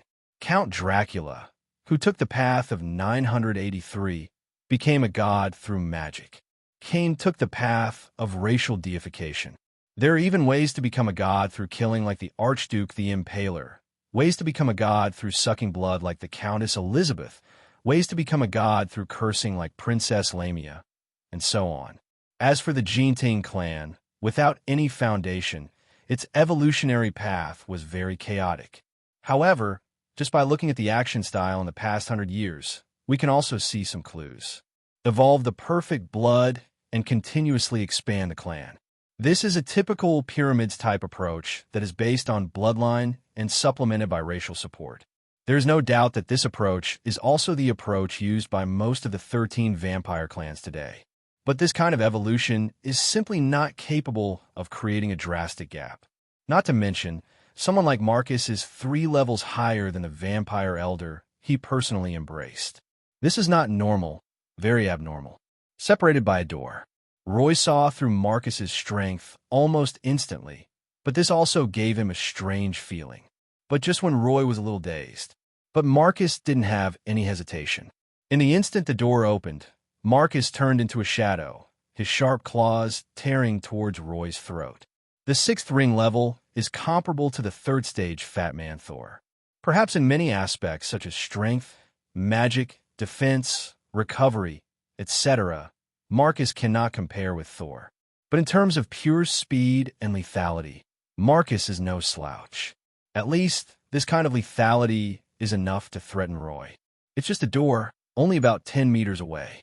In the blink of an eye, Marcus was close to Roy, and his sharp claws seemed to be only a millimeter away, able to pinch Roy's neck and cut it open. At this moment, Marcus even saw the beautiful scene of blood gushing out. But just as Marcus's hideous smile began to bloom, a figure as dazzling as the sun appeared in Marcus' pupils, and a slender white hand grabbed Marcus' wrist like a pair of pliers. Silver Angel, a seventh-ring peak holy statue puppet. After adding a small elemental furnace, Silver Angel's normal combat power is comparable to that of an 8-ring level legendary warrior. Angel? No, that's fake. Even the Vatican has already... Marcus hadn't even finished his sentence. A holy light began to flow from the Silver Angel's body, spreading along his arms to Marcus's body. It was like sulfuric acid possessing him, causing him to feel as if his whole body was burning with pain. Laugh. Marcus was a ruthless man. The moment he realized something was wrong, he endured the pain and cut off his arm. After tearing off one of his arms, Marcus just looked at Roy with great resentment, and a pair of bat wings behind him bloomed. His whole body turned into a blue iron skin like a ghoul, and he spread his wings to escape. Unfortunately, Marcus's actions were too late. If Marcus had escaped the moment the door of the secret room opened, he might still have had a chance. But Marcus was too arrogant and even wanted to kill Roy. The moment Marcus was blocked by the Silver Angel, Roy had already pulled the entire secret room into the mirror space. As Roy spread out his hands, he gently rotated them. Then the entire secret room, in an instant, became like a kaleidoscope, forming densely packed fragmented spatial refractions, adjusting Marcus's escape route back again. Another arm was tightly grasped by the Silver Angel. The horror on Marcus's face didn't show yet. Silver Angel started throwing Marcus around, just like Hulk, followed by a burst of bangs. When Roy came to Marcus, most of his bones were broken, and his scapula was pierced by holy light spears. Even his self-healing power was suppressed. Roy raised his hand slightly and twisted it gently. A piece of broken brick floated under Marcus and changed direction like a wooden board, so that he and Roy were facing each other. The only difference is that Roy was standing and Marcus was tied up. Who are you? Who are you? Don't come over here. Damn it. Angel. Yes, Angel, we are family. Old ghosts like Marcus, especially vampires who have lived for a long time, fear death more than anyone else. Moreover, this kind of treacherous person never tells the truth. Roy was too lazy to even interrogate him. He transformed his modified soul astral palm into 9 soul binding claw and forcibly pulled Marcus' soul out of his body. If it was Marcus in his prime, it is still a little difficult for Roy to achieve this. But now, after being beaten by Silver Angel, Marcus's whole body was extremely weak. Silver Angel is Roy's holy idol puppet, but Roy has the ability to spell true damage. Marcus's weakness is not just physical, but also spiritual. We are our own people. We are really our own people. My father is Alexander Corvinus, the grandson of God and the perfect vessel. In the mirror space, the kaleidoscope-like world slowly returned to its original appearance and overlapped with the secret room. And in the center of the secret room, Marcus's body was nailed to the stone brick wall, and his soul was torn out of his body. Roy casually summoned a copy of the Book of Truth, and Timo's furry head emerged from the book, and then swallowed Marcus' soul into his stomach in one gulp. A moment later, Timo burped, and a top-level soul crystal emerged. Then, Timo sank into the Book of Truth again. As Timo sank, a new page of miscellaneous notes was added to the Book of Truth, which recorded Marcus's life memories and was available for casual viewing. Just as Roy imagined, Marcus's strength is not normal. No, to be precise, the entire Gening clan is not normal. The source of the Gening clan was indeed Marcus' father, Alexander Corvinus. But Alexander Corvinus was not a pure, ordinary person. He was infected with the plague, and his genes changed. Instead, he joined the church and became a vessel for Jesus' projection. Only then did he change his own bloodline. The so-called perfect blood is actually stained with the bloodline obtained after the divine calendar. In a sense, Marcus was not wrong to say that his father was the grandson of God. After all, Jesus is the legitimate son of God. As the perfect vessel for Jesus, Alexander Corvinus could naturally be called the grandson of God after his bloodline was changed.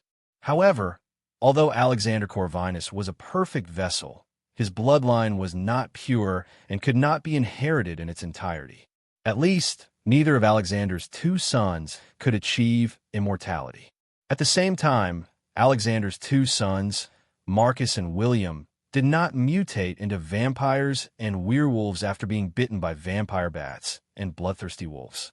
This was just fake news that Marcus and William deliberately spread in order to cover up their own secrets. Marcus and William accepted the blessing of the heretic moon god of the church and became dark creatures. 600 years ago, it was because Marcus and William defected to heresy that their father, Alexander, was expelled from the church. All the estrangement and discord between Alexander Corvinus and his two sons over the past few centuries originated from this. This is also the reason why the Gentine clan possesses the holy weapon, the Holy Cross Sword. Before Alexander was expelled from the Vatican, his family had a very high status in the Vatican. A father who would watch his son die of old age for the sake of power. A son who can destroy his father's career in order to achieve immortality. Looking at the memories of Marcus in the Book of Truth, Roy couldn't help but complain. At the same time, looking at the scattered legends in Marcus' memory about the Chaos Star realm, the change of heaven, and the integrate of the universe, Roy also felt a sense of urgency in his heart. The church in a Marvel world was originally founded by Jesus and inherited the legacy of the sun god Arev. But after the Chaos Star realm descended, a more powerful heaven appeared. In order to worship his adoptive father, Jesus did not hesitate to erase the belief in the sun god, claiming to be the Son of God, and even directed and acted out a series of events such as Jesus' death and resurrection 3 days later, and converted the church to Christianity. The Holy See is still the Holy See, but faith has become God. And this God is most likely the supreme God who created the world in Roy's memory. That is to say, in the world where Roy exists, there are not only characters from the Marvel Universe, but there may also be some characters from the DC Universe hidden. Just like the current Vatican, its faith has unknowingly spread to the DC Universe. Outrageous, even more outrageous than Roy had imagined. This erosion and integration of the Chaos Star realm is so hidden. If Roy hadn't met the demigod S.H.I.E.L.D and Marcus Soul Memory one after another, I'm afraid that for a long time, Roy may not be able to know this truth. Roy guessed that even the Ancient One teacher might not be able to detect this hidden integration. The world is more complicated than Roy imagined, and may even be worse. After creating the Silver Angel, Roy originally thought he could sit back and relax. It seems that it is still early and the production of high-end combat power cannot be stopped. He turned around and tried to find a way to refine the demigod body left by the demigod S.H.I.E.L.D into a puppet. Suppress the chaotic thoughts in your mind. Oh, please give me flowers. Roy quickly collected Marcus' soul crystal and teleported Marcus's body, which was still somewhat alive, directly to the Magician Tower base. Marcus is an ancestral vampire. Although Marcus failed to obtain the inheritance of the moon goddess, resulting in mediocre growth and strength over the past few hundred years, the essence of his bloodline is not bad. This is a good opportunity for the magicians in the tower to study Marcus and figure out how to build a vampire breeding factory. It is different from ordinary people who will die completely if they lose their soul. Vampires are dark creatures and can also be considered undead creatures. An ancestral vampire like Marcus can live forever even without a soul, as long as he has a blood transfusion life support device. 0-0. Moreover, without a soul, the vampire's resistance is reduced as his lifespan grows and his strength grows. Great experimental subject, thanks to nature for the gift. After sending Marcus' body away, Roy then canceled the mirror space and walked out of the secret room as if nothing had happened. At this time, in the forbidden area outside the secret room, Selena, Lucian, and others, relying on the amplification of the scales of justice, worked together to completely kill Victor and Marcus's stand-in. After seeing Roy appear, Lucian, who had already completely surrendered, knelt directly in front of Roy after taking his revenge. Great Master, thank you for granting me the strength to be reborn from the ashes of hatred. I swear by my blood that the Silver Moon Werewolf clan will be loyal to you for generations to come. Silver Moon Werewolf, I am willing to serve my master as an eternally loyal dog, protecting his wealth and crushing his enemies.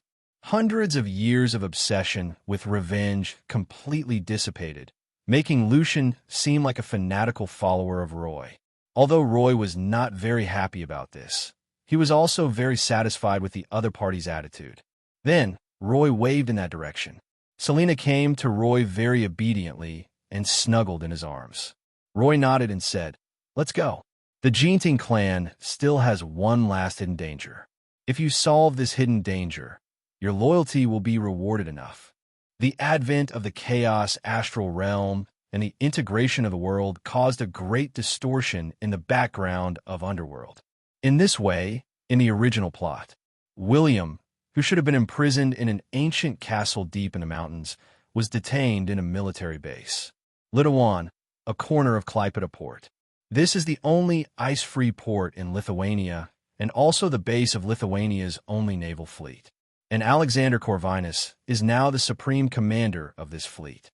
Similarly, William, the ancestor of the Silver Moon Werewolf clan, was imprisoned by Alexander Corvinus in a cell deep in this base. Come here. Roy brought Selena, Lucian, and others with him without any intention of hiding anything. In Marcus's memory, the reason why the Jinting clan and the Silver Moon Werewolf clan 143 fully participated in the encirclement and suppression of the natural group was that Alexander Corvinus reached some agreement with the Osborne group and the Lucius family. Now that the Jinting clan has been destroyed, the Silver Moon Werewolf clan has completely surrendered. All that's left is the old man Alexander Corvinus and the forces behind him. Stop, this is... Boom. Boom, boom, boom. Facing the gate guard of this naval base, Roy didn't even say a word and directly used the 5 fireballs technique. The small fireball grew bigger in the air and fell down like a missile. Raging flames. Fierce power. In just a moment, the gate of the base guarded by thousands of people was completely blown to pieces. When the flames subsided, Roy gestured to Lucian and the others around him and said, "Go. I want this place to be deserted before dawn." As Roy's voice fell, Lucian and a group of more than 20 elite werewolves suddenly became excited. The ferocious howls of wolves echoed under the moon, and then transformed into terrifying beasts, rushing directly into the chaotic naval base. With the boost of Balance of Justice, these werewolves have combat power at least at the peak of the second ring. Lucian, who was in the lead, had reached the third ring level of combat power. This is an already bloodthirsty team. After Roy restrained their crazy attributes, each of them is almost comparable to a shrunken version of the normal Hulk. If they were to face an entire naval fleet head-on, Lucian and the others might not be able to defeat them. But after Roy's 5 fireballs technique caused great chaos. If Lucian and others successfully enter the base, the damage they can cause will be too great. The sounds of wolf howls, gunfire, and wailing began to resonate throughout the base. The entire naval base soon fell into complete chaos. Roy, holding Selena, walked through the entire base and arrived at a boathouse with ease, just like 2 tourists isolated from the chaos. That's right, Alexander Corvinus' residence was on a ship that was stationed in the port all year round. Luxurious and safe enough. But unfortunately, Alexander Corvinus met Roy. After the last soldier guarding the ship is completely eliminated, Roy finally saw the calm Alexander Corvez in the most luxurious cabin of the ship. Roy Corleone, it seems everyone underestimated you. Norman Osborn and Corey Lucius also picked the wrong prey, which backfired. Prey? Oh, it's not certain who the prey is. The meeting between Roy and Alexander was not tense, but rather filled with a strange peace. After hearing Roy's words, Alexander seemed stunned for a moment. Then, Alexander nodded in agreement and said, "You are right. Perhaps we are the prey. Selena von Craven, I've had my eye on you. It seems that Victor and Marcus are no longer with us. Perhaps I shouldn't have indulged them 600 years ago. But you shouldn't come here. William is my last child." Alexander was halfway through his words. Roy suddenly stretched out his hand and held Alexander in place. For a moment, Alexander's expression finally changed. Roy let go of Serena and walked over to Alexander like a gentleman returning home. He said, as expected of an old fellow who has lived for hundreds of years, he doesn't even blink when he lies. Let me see what you're planning. Wow, mutual destruction, are you serious? He snapped his fingers casually. Under the control of the magician, Alexander was moved around like a puppet. In front of Alexander, under the desk, there was a laptop with a number of marks on it, representing that the guns of the entire fleet were all aimed at this ship. At the same time, there is a mechanism on the floor behind Alexander that can help him escape into the submarine at any time. Seeing all his plans exposed, Alexander, who was imprisoned, finally had a pale face and looked very awkward because he couldn't open his mouth. Roy smiled and glanced at Alexander, then casually fiddled with the computer, aiming the fleet's guns at the vital points of the entire military base, and even a large number of main warships. How about this script I revised for you? Alexander Corvinus, driven insane by the loss of his son, controlled the base's missiles and destroyed the entire fleet. Oh, yes, there's also your country's prime minister, right? Look at this RISD missile system. It has infrared guidance and vector control. It's highly maneuverable and resistant to interference. It's a pretty good short-range missile. How about giving it to your capital's Parliament Hall to see its power? As he spoke, Roy had already released the restraints on Alexander. 3.3 Alexander pulled out the pistol from his waist without saying a word and was about to shoot directly at Roy.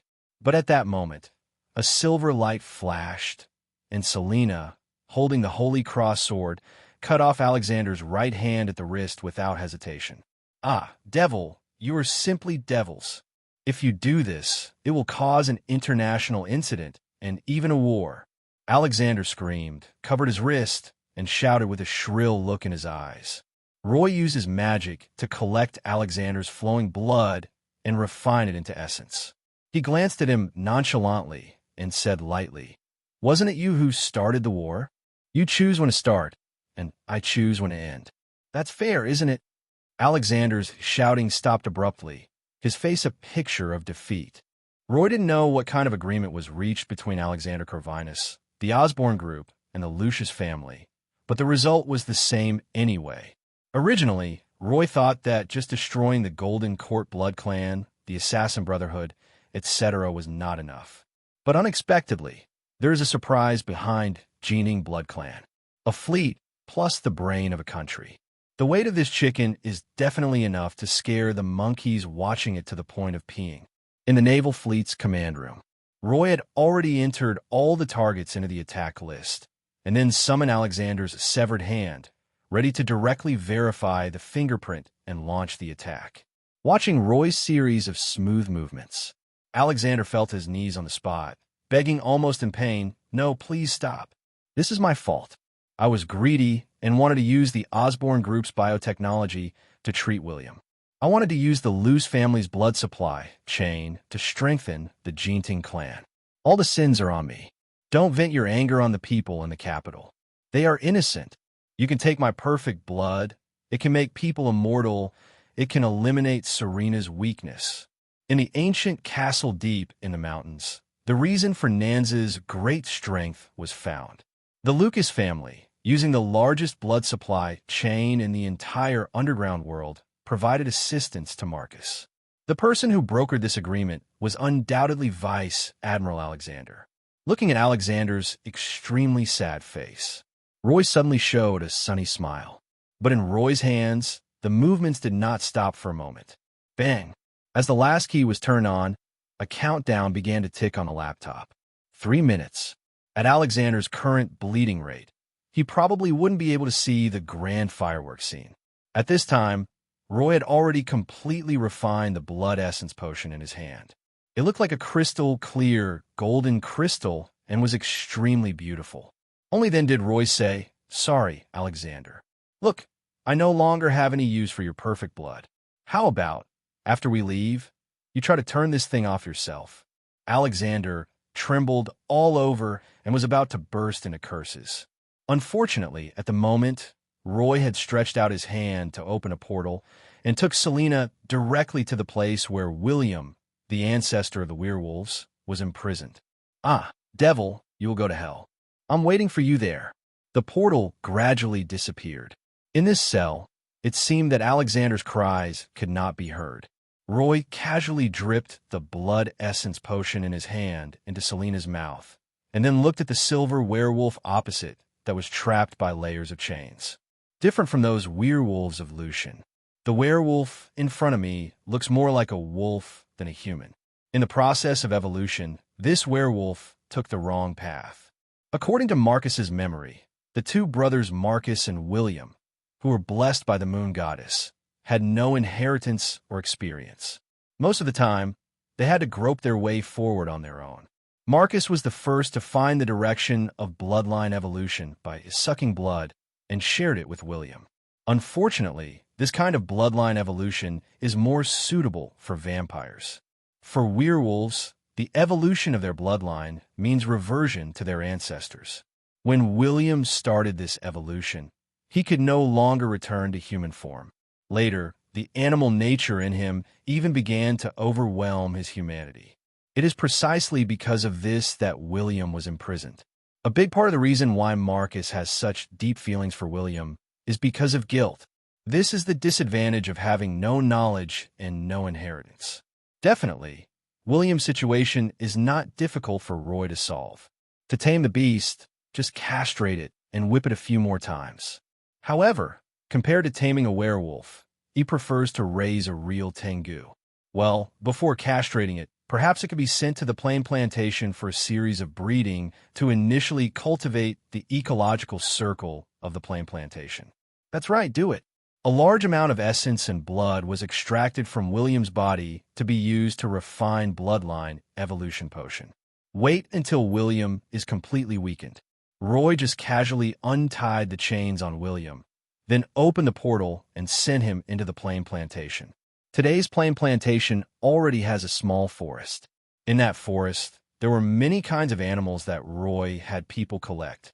This silver moon demon wolf might be able to speed up the evolution of those animals toward becoming magical beasts. Deal with the silver moon wolf. Roy checked the time again. There was less than a minute left before the entire base self-destructed. Open the portal and send a signal. In less than 30 seconds, Lucian and his elite werewolf team quickly gathered together. The crowd filed through the portal, but did not go too far. Just outside the port of Klaipeda, on a high cliff by the sea, Roy and the others came out and looked in the direction of the port military base. The 3-minute countdown ended completely, and 10 lines of fire quickly rose into the air. Immediately afterwards, in the military base and above the sea, incomparably brilliant flames shot up into the sky. Roy raised an eyebrow. It seemed that Alexander had failed to cancel the attack command. It's so sad that he is useless, even though he was given the chance. After admiring the chain explosions in the military base and fleet for a while, Roy soon found it boring and opened the portal to Sicily and prepared to leave. And just when everyone turned around, in the port of Klaipeda, a louder, more intense, and more terrifying explosion was suddenly heard. A mushroom cloud like a flower of doom slowly rose in the harbor. Is this a nuclear bomb? There's a nuclear bomb hidden in the port of Klaipeda. Well, it's not impossible.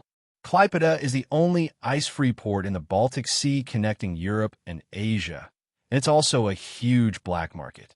It's hard to say what's going on there. Boss, is it possible that this is actually a chain reaction caused by the coupling of thermobaric bombs and arsenals? Lucian, are you sure? Yes, boss, I'm sure. I'm actually a military enthusiast. This is the mushroom cloud effect created by about 800 tons of TNT equivalent explosives. The maximum height reaches 2,000 meters. The mushroom cloud created by a nuclear bomb is at least 5,000 meters high. That's all right. By the way, Lucian, if you can talk, just keep talking until dawn. Don't stop.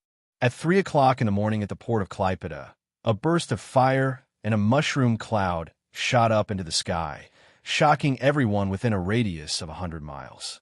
People may not be able to see the rising flames, but they can clearly feel the vibration caused by the explosion.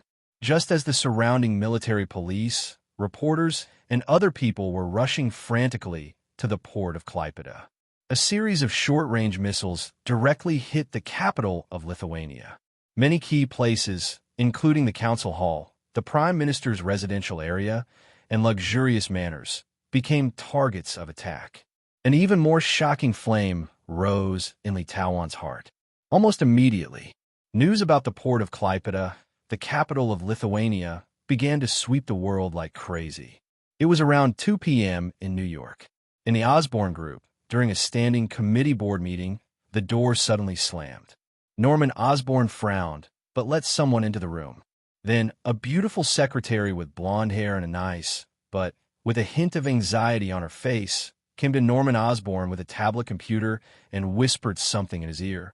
For a moment, Norman Osborn's face changed slightly, but he quickly regained his composure. Norman Osborn then asked the secretary to step aside.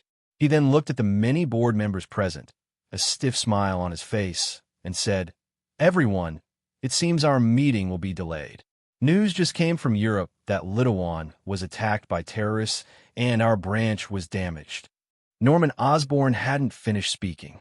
The entire conference room was filled with the sound of people whispering to each other. In particular, several board members who had always been at odds with Norman Osborn looked at him with a half-smile, their faces revealing an unconcealable gloating. More than 10 minutes later, Norman Osborn sent the last board member away with a very stiff smile. Wait for the moment the door closes. The smile and calmness on Norman Osborn's face had completely disappeared, and he was filled with anger and ferocity. How dare he? How dare he, damn lunatic? Crash! Accompanied by roars, the desktop cleaning master Osborn quickly reached the upper limit. The news from Europe may seem to many people to be just a terrorist attack that shocked the world. However, after seeing a few simple attack addresses, Norman Osborn already knew that this was a precise revenge from the Natural Group. Because of those who were attacked and cleared out, each of them participated in the action against the Natural Group. The mysterious Roy Corleone from the Natural Group is simply a lawless person. For a little profit, I have to fight with such a madman. Norman Osborn felt like he had been kicked in the head by a donkey. Stop! The conflict must stop, and we need to negotiate. Just when Norman Osborn was about to contact the Lucius family to stop and withdraw from the operation, a specific ring tone came from the secure satellite phone. "Well, Corey, I think." "Norman, listen to me. The Brotherhood of Assassins has been completely wiped out. The main vampire and werewolf forces have been eliminated, and I have learned from a top-secret channel that Roy Corleone has become the third godfather of the global Mafia." On the phone, the words from the head of the Lucius family continued to echo. Norman Osborn had already fallen into his chair. This time, the multi-power alliance against the Natural Group was jointly promoted by the Osborn Group and the Lucas family. Among them, the Osborn Group used its huge influence to negotiate with the Liberal Democratic Party, the New York City government, the American military, and the White House to ensure that the White House officials would not interfere. The Lucy's family uses the blood and black gold market to contact assassins, werewolves, vampires, mafia, etc. One side is white, the other side is black. The double stranglehold of the black and white forces is aimed at leaving the Natural Group with no power to fight back. Compared to the delay in Norman Osborn's news, the Lucius family had already known about the Corleone estate in Sicily a few hours ago. However, the destruction of the underground world's power has not yet caused the Lucy's family to feel fear. Until the news of Litauan spread, the Lucy's family just realized the strength of the Natural Group and Roy's fierce counterattack. To this end, Corey Lucius made a series of preparations before contacting Norman Osborn. The satellite phone was still on for a while. Norman Osborn had been silent for a long time. "Norman, are you still there? Answer me, are you still listening?" "Yes, Corey, Listen, Norman, we've already lost, and we lost miserably. We must act and make amends as soon as possible." Norman Osborn felt complicated, feeling that the other party had said everything he wanted to say. At this time, Corey Lucy's continued speaking. "Norman, I've already spoken to Ms. Emma, the CEO of Nature Group. Roy wants the blood trade chain. Shit, this is our biggest source of cash. Wait, you gave it. He insists, what can I do? Just because he wants it, you give it to him? Damn it. Without the supply of materials from the underground world, what will happen to our group's experiments? Norman, don't worry, we haven't lost yet. The blood trade chain is not the core. Although we have lost a certain source of cash, his attack is only on the outside. It didn't enter in. What kind of Joker-winning method are you talking about? You haven't lost yet? Do you want me to give him all of the OSS group? Norman Osborn's unintentional curse seemed to have touched upon some truth. On the other side of the satellite phone, Corey Lucius no longer responded. It was obvious that the Lucius family and the Natural Group had reached some kind of deal and sold the Osborn Group. The Osborn Group and the Lucy's family are actually a group of interests that are secretly colluding with each other. Originally, if the division of the Natural Group went smoothly, the two sides would have been able to achieve deeper cooperation. But something went terribly wrong. The power displayed by the Natural Group far exceeded the endurance limits of both sides. At this time, it is not surprising that the Lucy's family sold the Osborn Group. When Corey Lucius says nothing, he's already said everything. The call was quickly disconnected in a flurry of Norman Osborn's F***K the Squid. In the Osborn Group's headquarters, Norman Osborn began to make frantic phone calls, contacting all the personal connections accumulated by his group and family, hoping to find out the situation and negotiate. And at this time in the Natural Group, Emma, with a smile on her face, escorted Corey Lucius out of the group building. When Emma returned to the president's office, she saw Roy holding Selena and casually flipping through the documents on the president's desk. Honey, you're such a philandering B******************. It only took a few hours, and you've already done it? Emma baby, you know me. I never fail in picking up girls. Roy shrugged, threw down the documents on the table, and poured himself a glass of Life Spa. Serena, with a slightly flushed face, came to Emma obediently. Emma looked at Serena speechlessly and said, "You are so worthless. You don't even have a day's reserve. You will be miserable in the future." Serena's face turned redder, and she said, "But I can't refuse Roy. He's so manly." The two women were whispering about some secrets in the boudoir. Roy didn't eavesdrop, but just enjoyed himself and lit a cigar. For a while, Emma just looked at Roy, her expression much more serious, and said, "My dear, when the head of the Lucy's family came here before, why didn't you meet him in person and agree to reconcile with him? In our plan, isn't the primary target the Lucy's family's chain of private hospitals?" Roy blew out a smoke ring and said, "That's why I asked you to meet him. You agreed to reconcile with the Lucas family. What does it have to do with me? Once we destroy the alliance between the Lucas family and the Osborn Group, I'll take everything." Roy's words left Emma and Serena speechless. It's a typical Mafia style, both evil and cruel. First, use a false promise to split the alliance between the Lucas family and the Osborn Group. Once the two families break up, it will not be so easy to continue to shake the attitude of American officials. Otherwise, if the two families share the same hatred and enemy, even if Roy desperately wiped out the two families, he would still incur the disgust of American officials and might even face sanctions. But after they are separated, swallowing them all from the easy ones to the difficult ones will seem much gentler. By then, even if the American officials are a little unhappy, it won't matter as long as they give them some benefits. After knowing Roy's thoughts, Emma didn't say much. The capitalists in the Western world are all the same, and many of them even have no bottom line compared to Roy. At most, it means that the capital tycoons are hiding deeper and their methods are more covert. Emma gave Roy a coquettish roll of the eyes and said, "You're trying to rob me openly. Will the authorities approve?" Roy flicked the ash from his cigarette and said pretentiously, "Do I need official approval? The fires in the port of Klaipėda and the capital of Lithuania have not even been put out. What does it mean to kill the chicken to scare the monkey?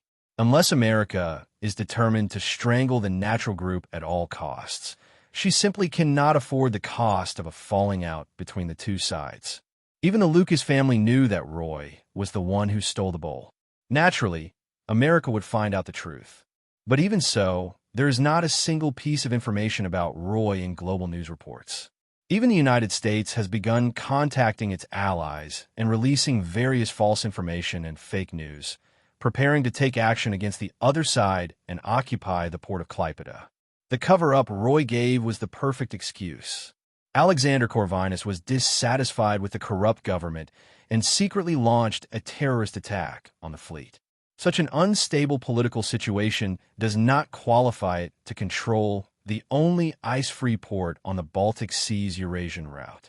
There are far more benefits in slaughtering a country than in the internal fighting among the Americans. Moreover, as a new capital upstart in America, the Natural Group is also considered one of the owners and shareholders of the entire country. Originally, the Natural Group was in the right in this incident.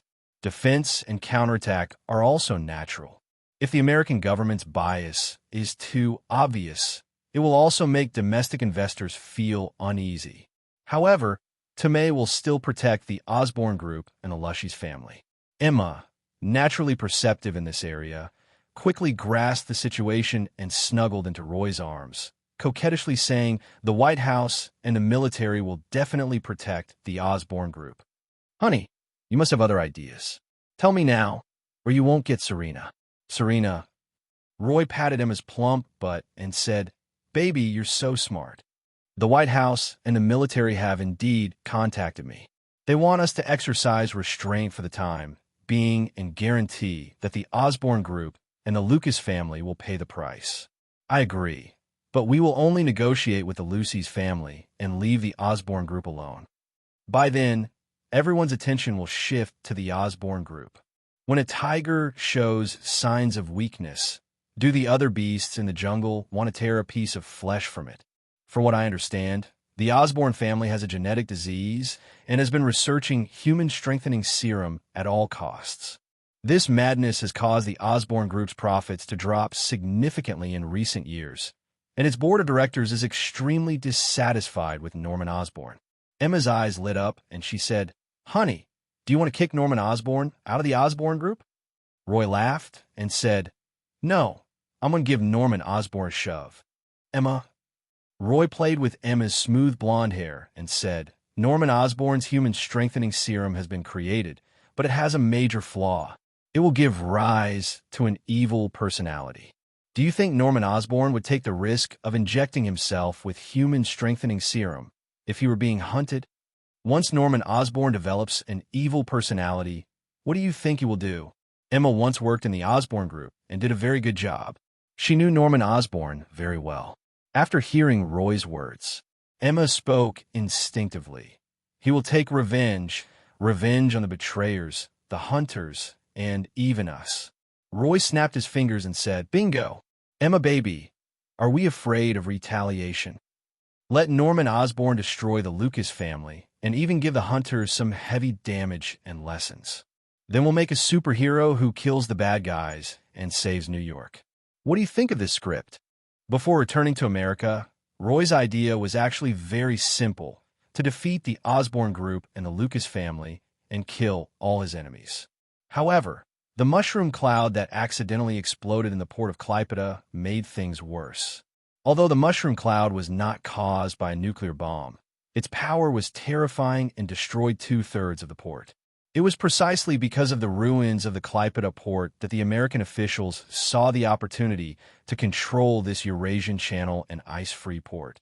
So they contacted Roy and asked him to remain calm. If the American officials want to control the port of Klaipeda, they have to remove Roy from it. After all, Roy is a new capitalist in the old United States. If Roy continues to make various big moves in the near future, once they are exposed, it is very likely to cause fierce resistance from the people within the Litouan party. To this end, the American officials not only promised to let the Osborne Group and the Lushy's family give meat to Roy. Moreover, the U.S. military also promised to include the Nature Group as a military cooperation unit. The old military has too much money and resources. Not to mention, with this relationship, Roy's status in the United States will be greatly improved. Roy has no interest in ruling the Americans. but Iran is happy to see its influence expand within the United States. After Roy can manipulate various policies within the United States to a certain extent, he can make use of the U.S. military's global strategy, establish medical points, etc., and use the wars launched by the United States to obtain soul crystals. So after contacting Roy in the White House, Roy agreed to the White House's proposal without much thought. But even so, Roy didn't want to let go of the Osborn group and the Lucas family.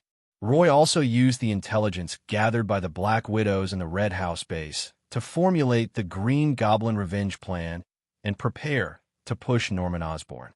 As long as Green Goblin is born, Roy doesn't have to do it himself. Norman Osborn himself can destroy the Osborn group and the Lucius group. And things happened just as Roy expected. After the reconciliation between the Natural group and the Lucius family, all eyes in New York were focused on the Osborn group. Osborn Group's board of directors, many board members under the subtle influence of the Black Widows, were preparing to rebel and kick Norman Osborn out of the group. At the same time, under the influence of Emma and the Natural Group, many capital giants continued to suppress the Osborn Group. Yes, the American government really wants to hold on to the Osborn Group. But similarly, the American officials don't care who controls the Osborn Group. Under such tremendous pressure and situation, No-Go Osborn soon fell into despair. Osborn Mansion Secret Laboratory. Norman Osborn looked at the human strengthening serum on his laboratory table, which looked like emerald green and had a hint of dark aura. His face was extremely ferocious. You guys forced me to do this. The Osborn Group is the Osborn family's wealth. I can't be kicked out of the group. And Harry, the family's hopes must not be shattered here. Lucas family, Pfizer Group, Natural Group. Norman Osborn had been sitting in this secret laboratory for 2 hours. Finally, Norman Osborn, as if he had burned his boats, went straight to the experimental table, accompanied by the start button being pressed down heavily. Almost immediately, the green human strengthening serum, like the devil's blood, flowed through the infusion tube into Noah Osborn's body. In an instant, unprecedented pain flooded Norman Osborn's consciousness like a tide. After Norman Osborn fell into a coma, Roy is like a ghost, pulling the entire secret laboratory into the mirror space as a servant. After activating the true sight that comes with true damage, Roy could clearly see all the changes that the human strengthening serum took place in Norman Osborn's body and recorded them in the Book of Truth. Whether it is a scientific experiment or a magic experiment, the end point of all knowledge is the same. Roy wasn't ready to switch from magic to science. However, many of the mysteries of science can also be applied to the study of magic, especially when human cells are strengthening. Every bit of evolution can be transformed and analyzed into rune evolution. So, request flowers? Perhaps this process of rune evolution is defective and has side effects. But as long as it is not used on humans, it is also fine to use it with magic to create monsters. Anyway, the final fate of Warcraft is to be killed and turned into nutrients and materials. So whether Warcraft is good or bad, evil or not, it doesn't matter. TSK. I have to say, Norman Osborn is a capable man after all, but the effect of his human strengthening serum is still a little weak. This little increase alone is not enough to completely destroy the Lucy's family. Just add some diluted version of CPH4. Whether it's CPH4 or a human strengthening serum, they were originally derived from the defective formula of super soldier serum, so there shouldn't be any accidents. Add some strengthening version of Oak Life Essence to suppress the side effects and maintain neutral evolution. Not bad. Not bad. This is much fishier than the original Green Goblin. Watching the unconscious Norman Osborn's body functions begin to increase exponentially. Roy nodded in satisfaction and then quickly separated the mirror space from the overlapping state in the laboratory. Less than a minute after Roy and his mirror space disappeared, Norman Osborn on the experimental table quickly woke up from his coma under the impact of his extremely powerful body functions and vitality. The moment Norman Osborn opened his eyes, a dim green light flickered. Then, with a light punch, Norman Osborn easily broke free from the restraints. What an intoxicating power. After Norman Osborn stepped down from the lab bench, he didn't rush to test himself. Instead, he gently stretched out his arms and legs, and with a little effort, he created spider webs on the steel floor. Then, Norman Osborn's eyes fell on the green goblin armor he had secretly developed. Lucas family, are you ready? And those damn board members, we're here to take your people, haha. No one can take away the property that belongs to the Osborn family. What is the ultimate secret of the Western capitalist world? It is plunder and the law of the jungle. On the third day after the Nature Group and the Lucas family reached an agreement, even before the agreement was launched, the Lucas family had already held a carnival celebration in Manhattan. What's strange is that most of the guests at this celebration party are shareholders of the Osborn Group. The so-called celebration party was essentially a declaration of plunder. Sensing that things were not going well, the Lucas family sold some of their profits to the Natural Group and then eagerly wanted to get them back from the Osborn Group. The Osborn Group shareholders who were invited here will be the Lucy's family's partners in the next round of plunder. As the saying goes, a lean camel is bigger than a horse. Even though the Osborn Group is in an extremely dire situation, its resistance ability is still very strong, 240. But the Lucius family invited the shareholders of the Osborn Group to participate in the plunder. The original battle of breakthrough turned into allowing the army to enter the city. On the surface, the Lucas family will become the white knight hired by these shareholders to help the Osborn Group get rid of Norman Osborn, the stubborn disease that harms the interests of shareholders. With just a little packaging and publicity, it becomes a just battle. In the past, Norman Osborn still had enough ability to expel this so-called white knight. But now, Norman Osborn has been abandoned by the capital market, and even his family connections have been temporarily blocked. So Norman Osborn chose the most primitive solution. As long as he kills everyone in this carnival, he will have the opportunity to continue to control the Osborn Group, and at the same time he can warn the vultures and tycoons surrounding the Osborn Group. As for the consequences, Norman Osborn no longer cared about them. As long as you win, there is room for maneuver. That's great. It just gives those officials some benefits. A full 1,000 meters high in the air, Norman Osborn has completely transformed into Green Goblin, riding a glider, his eyes like Hawkeye's, and he can clearly see the smug smiles on everyone's faces at the celebration party. After a wave of secret strengthening by Roy, at the moment, Norman Osborn was many times stronger than in the experimental plan. So Norman Osborn confidently rejected the originally planned low-altitude attack and chose instead a high-altitude dive bombing. Sufficient strength, agility, and perception allow Osborn to do more in the sky. After selecting the target, Norman Osborn rushed over the carnival like the most determined charging knight. A large number of pumpkin bombs fell into the carnival venue with incredible precision. Boom, boom, boom. A series of terrifying flames, accompanied by rolling air waves, tore the entire carnival venue into pieces. The magnificent palace-like building collapsed. Exploding fragments of steel, wood, and glass flew in all directions. The people who were originally discussing how to divide the interests of the Osborn Group at the carnival were torn into countless pieces of flesh and blood in an instant. Such a devastating explosion was not enough to relieve Osborn's resentment. Before the explosion died down, Norman Osborn spun rapidly in midair and rushed into the billowing flames like a real green devil. The glider is suspended in the air. Norman Osborn leaped forward and crushed a pile of rubble. The eyes on his visor reflected a cruel, arrogant, and tyrannical look. "Help me!" Laugh. An Osborn shareholder, who survived the explosion but was seriously injured, tried to call for help. Unfortunately, what responded was a sharp attack from the opponent's arm blade. Killed a former partner with his own hands. This not only did not make Norman Osborn waver or feel any sympathy, but instead made his already tyrannical and evil personality become even more stable and solid. The dead were casually discarded, and the living were constantly killed by Norman Osborn. After arriving at the center of the carnival venue, inside a space with tilted and collapsed stone pillars. Corey Lucius kept groaning in pain as his right ankle was stuck in a gap. Whoa, whoa, whoa. Look what I found, a human being who survived a gas explosion. Corey Lucius, TSK, you're so busy dividing up the Osborn group. Don't you think there might be an accident? Norman Osborn's boots crushed a piece of gravel, and he came to the front of Corey Luce with a condescending attitude.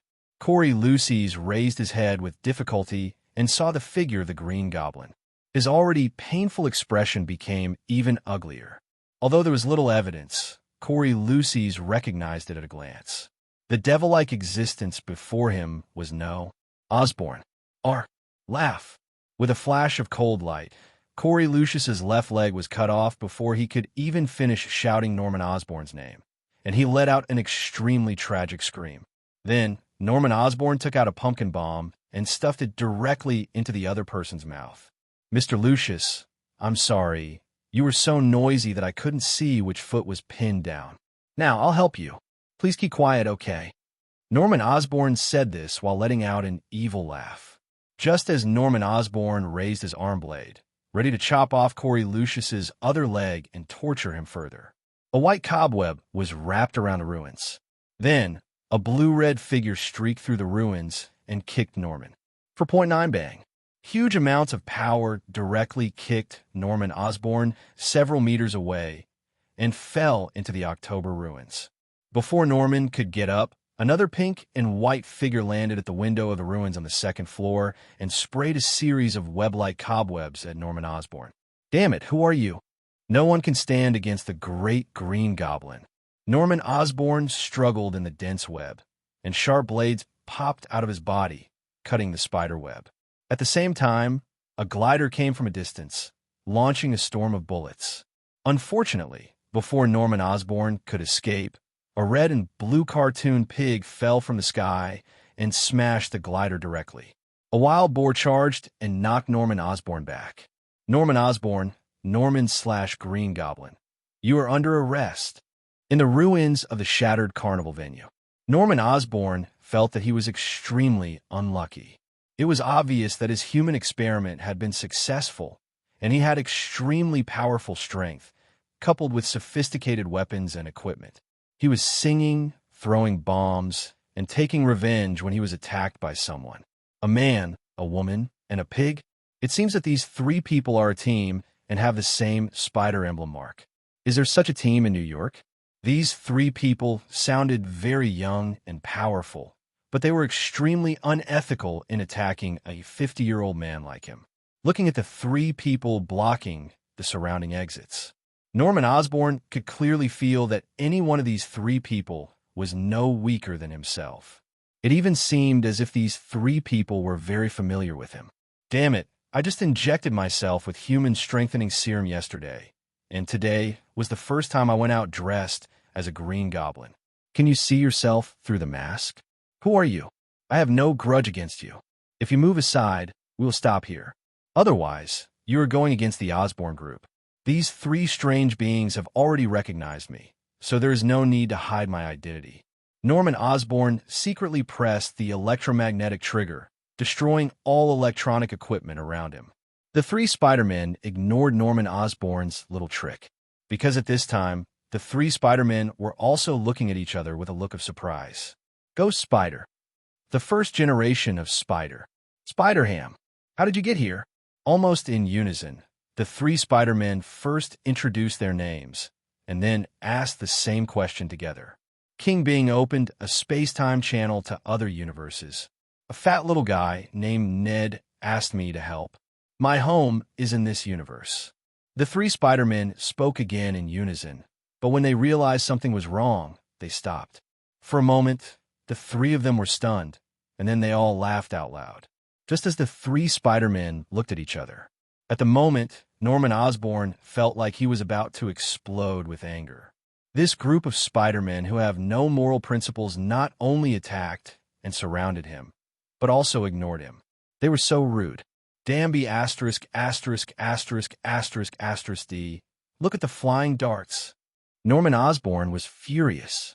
He took advantage of the three people's inattention and threw out 3 spinning flying darts. He flashed and landed on the glider that was restarted. However, what Norman Osborn had not anticipated was that each Spider-Man had spider telepathy, and even though he was a little distracted just now, he still dodged the Green Goblin flying darts in his own way. Before Norman Osborn could fly out of the ruins, the exit was blocked again. "Uncle Norman, give up. You're going to kill Harry." "Who are you?" What do you know Harry?" "Uncle Norman, I'm Harry's best friend." F***ku, you damn liar. My son is only 3.5 years old. Where'd he get his good friends? The situation was very embarrassing. The original Spider-Man looked at his 2 companions and said, "What I mean is, in my original world, Harry was killed by Uncle Norman." "Ghost Spider, got it." "Spider-Ham, got it." "Norman Osborn, you bastards, you all deserve to die. All of you deserve to die, just die." Norman Osborn was so angry that he almost ignored the consequences and directly detonated the pumpkin bomb stuffed in Corey Lucius's mouth. In an instant, terrifying flames and shockwaves filled the entire ruined space. As a result, the entire carnival venue began to collapse for the second time, with a large amount of debris flying everywhere. In this case, the 3 Spider-Men also had to dodge. Taking advantage of this opportunity, Norman Osborn almost head-on endured the aftermath of the explosion and the rubble that filled the air. He soared into the sky, and after reaching a high altitude, he quickly disappeared with billowing smoke. Wait until Norman Osborn leaves. The carnival venue completely collapsed, and the 3 Spider-Men fell around the ruins, looking a little dejected. "Do you think there are any survivors here?" "No, it's definitely gone. Besides, we don't have time. This is the city center. The police will be here soon. Let's get out of here first."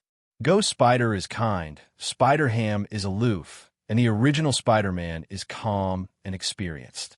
After a brief conversation and getting to know each other, soon, the first-generation Spider-Man held Spider-Ham in his arms with one hand and signaled Ghost Spider to lead the way.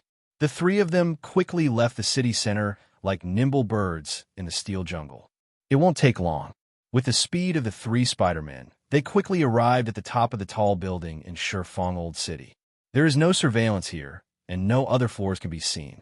Ghost Spider was the first to lift his hood and remove his head covering, revealing a youthful and beautiful face of a beautiful girl. He said, "My name is Gwen Stacy, and welcome to my world." The original Spider-Man also took off his mask and said, "Peter B. Parker, nice to meet you, Gwen." The first-generation Spider-Man is the first-generation Spider-Man in 393 of the Sony movie universe, but he is a middle-aged, decadent version. Spider-Ham quickly revealed a cartoon pig face and said, "I'm Peter Polk, a journalist. My world is what you call the animal universe." Just as the 3 of them introduced themselves, a figure emerged from the void beside the 3 people like ripples. Roy appeared silently and said, "My name is Roy Corleone, and I am the Asgardian of this world." Roy's sudden appearance scared the 3 Spider-Men. Fortunately, Roy had anticipated this situation and was able to comfort the 3 of them with a gentle touch, allowing them to quickly calm down, until the 3 of them calmed down completely. "Peter B. Parker asked with a hint of doubt, "Sir Corleone, are you Sorcerer Supreme?" Roy glanced at Peter B. Parker in surprise and said naturally, "I'm the next generation Sorcerer Supreme. My teacher hasn't retired yet." "Peter B. Parker, Gwen Stacy, Peter Polk." Roy smiled and explained seriously, "I know you might not believe it, but it's a pre-selection, understand? My teacher agreed to it, and there's no one more suitable than me, and no one stronger than me." Hello, everyone. As we wrap up this video, I want to share a quick note. I have a Patreon account. If you'd like to support me and enjoy on-demand audiobooks, you can become a Patreon member. Alternatively, you can check out my Google Drive link, which has 500+ novel audiobooks available through my Ko-fi or Patreon shop. I appreciate your support.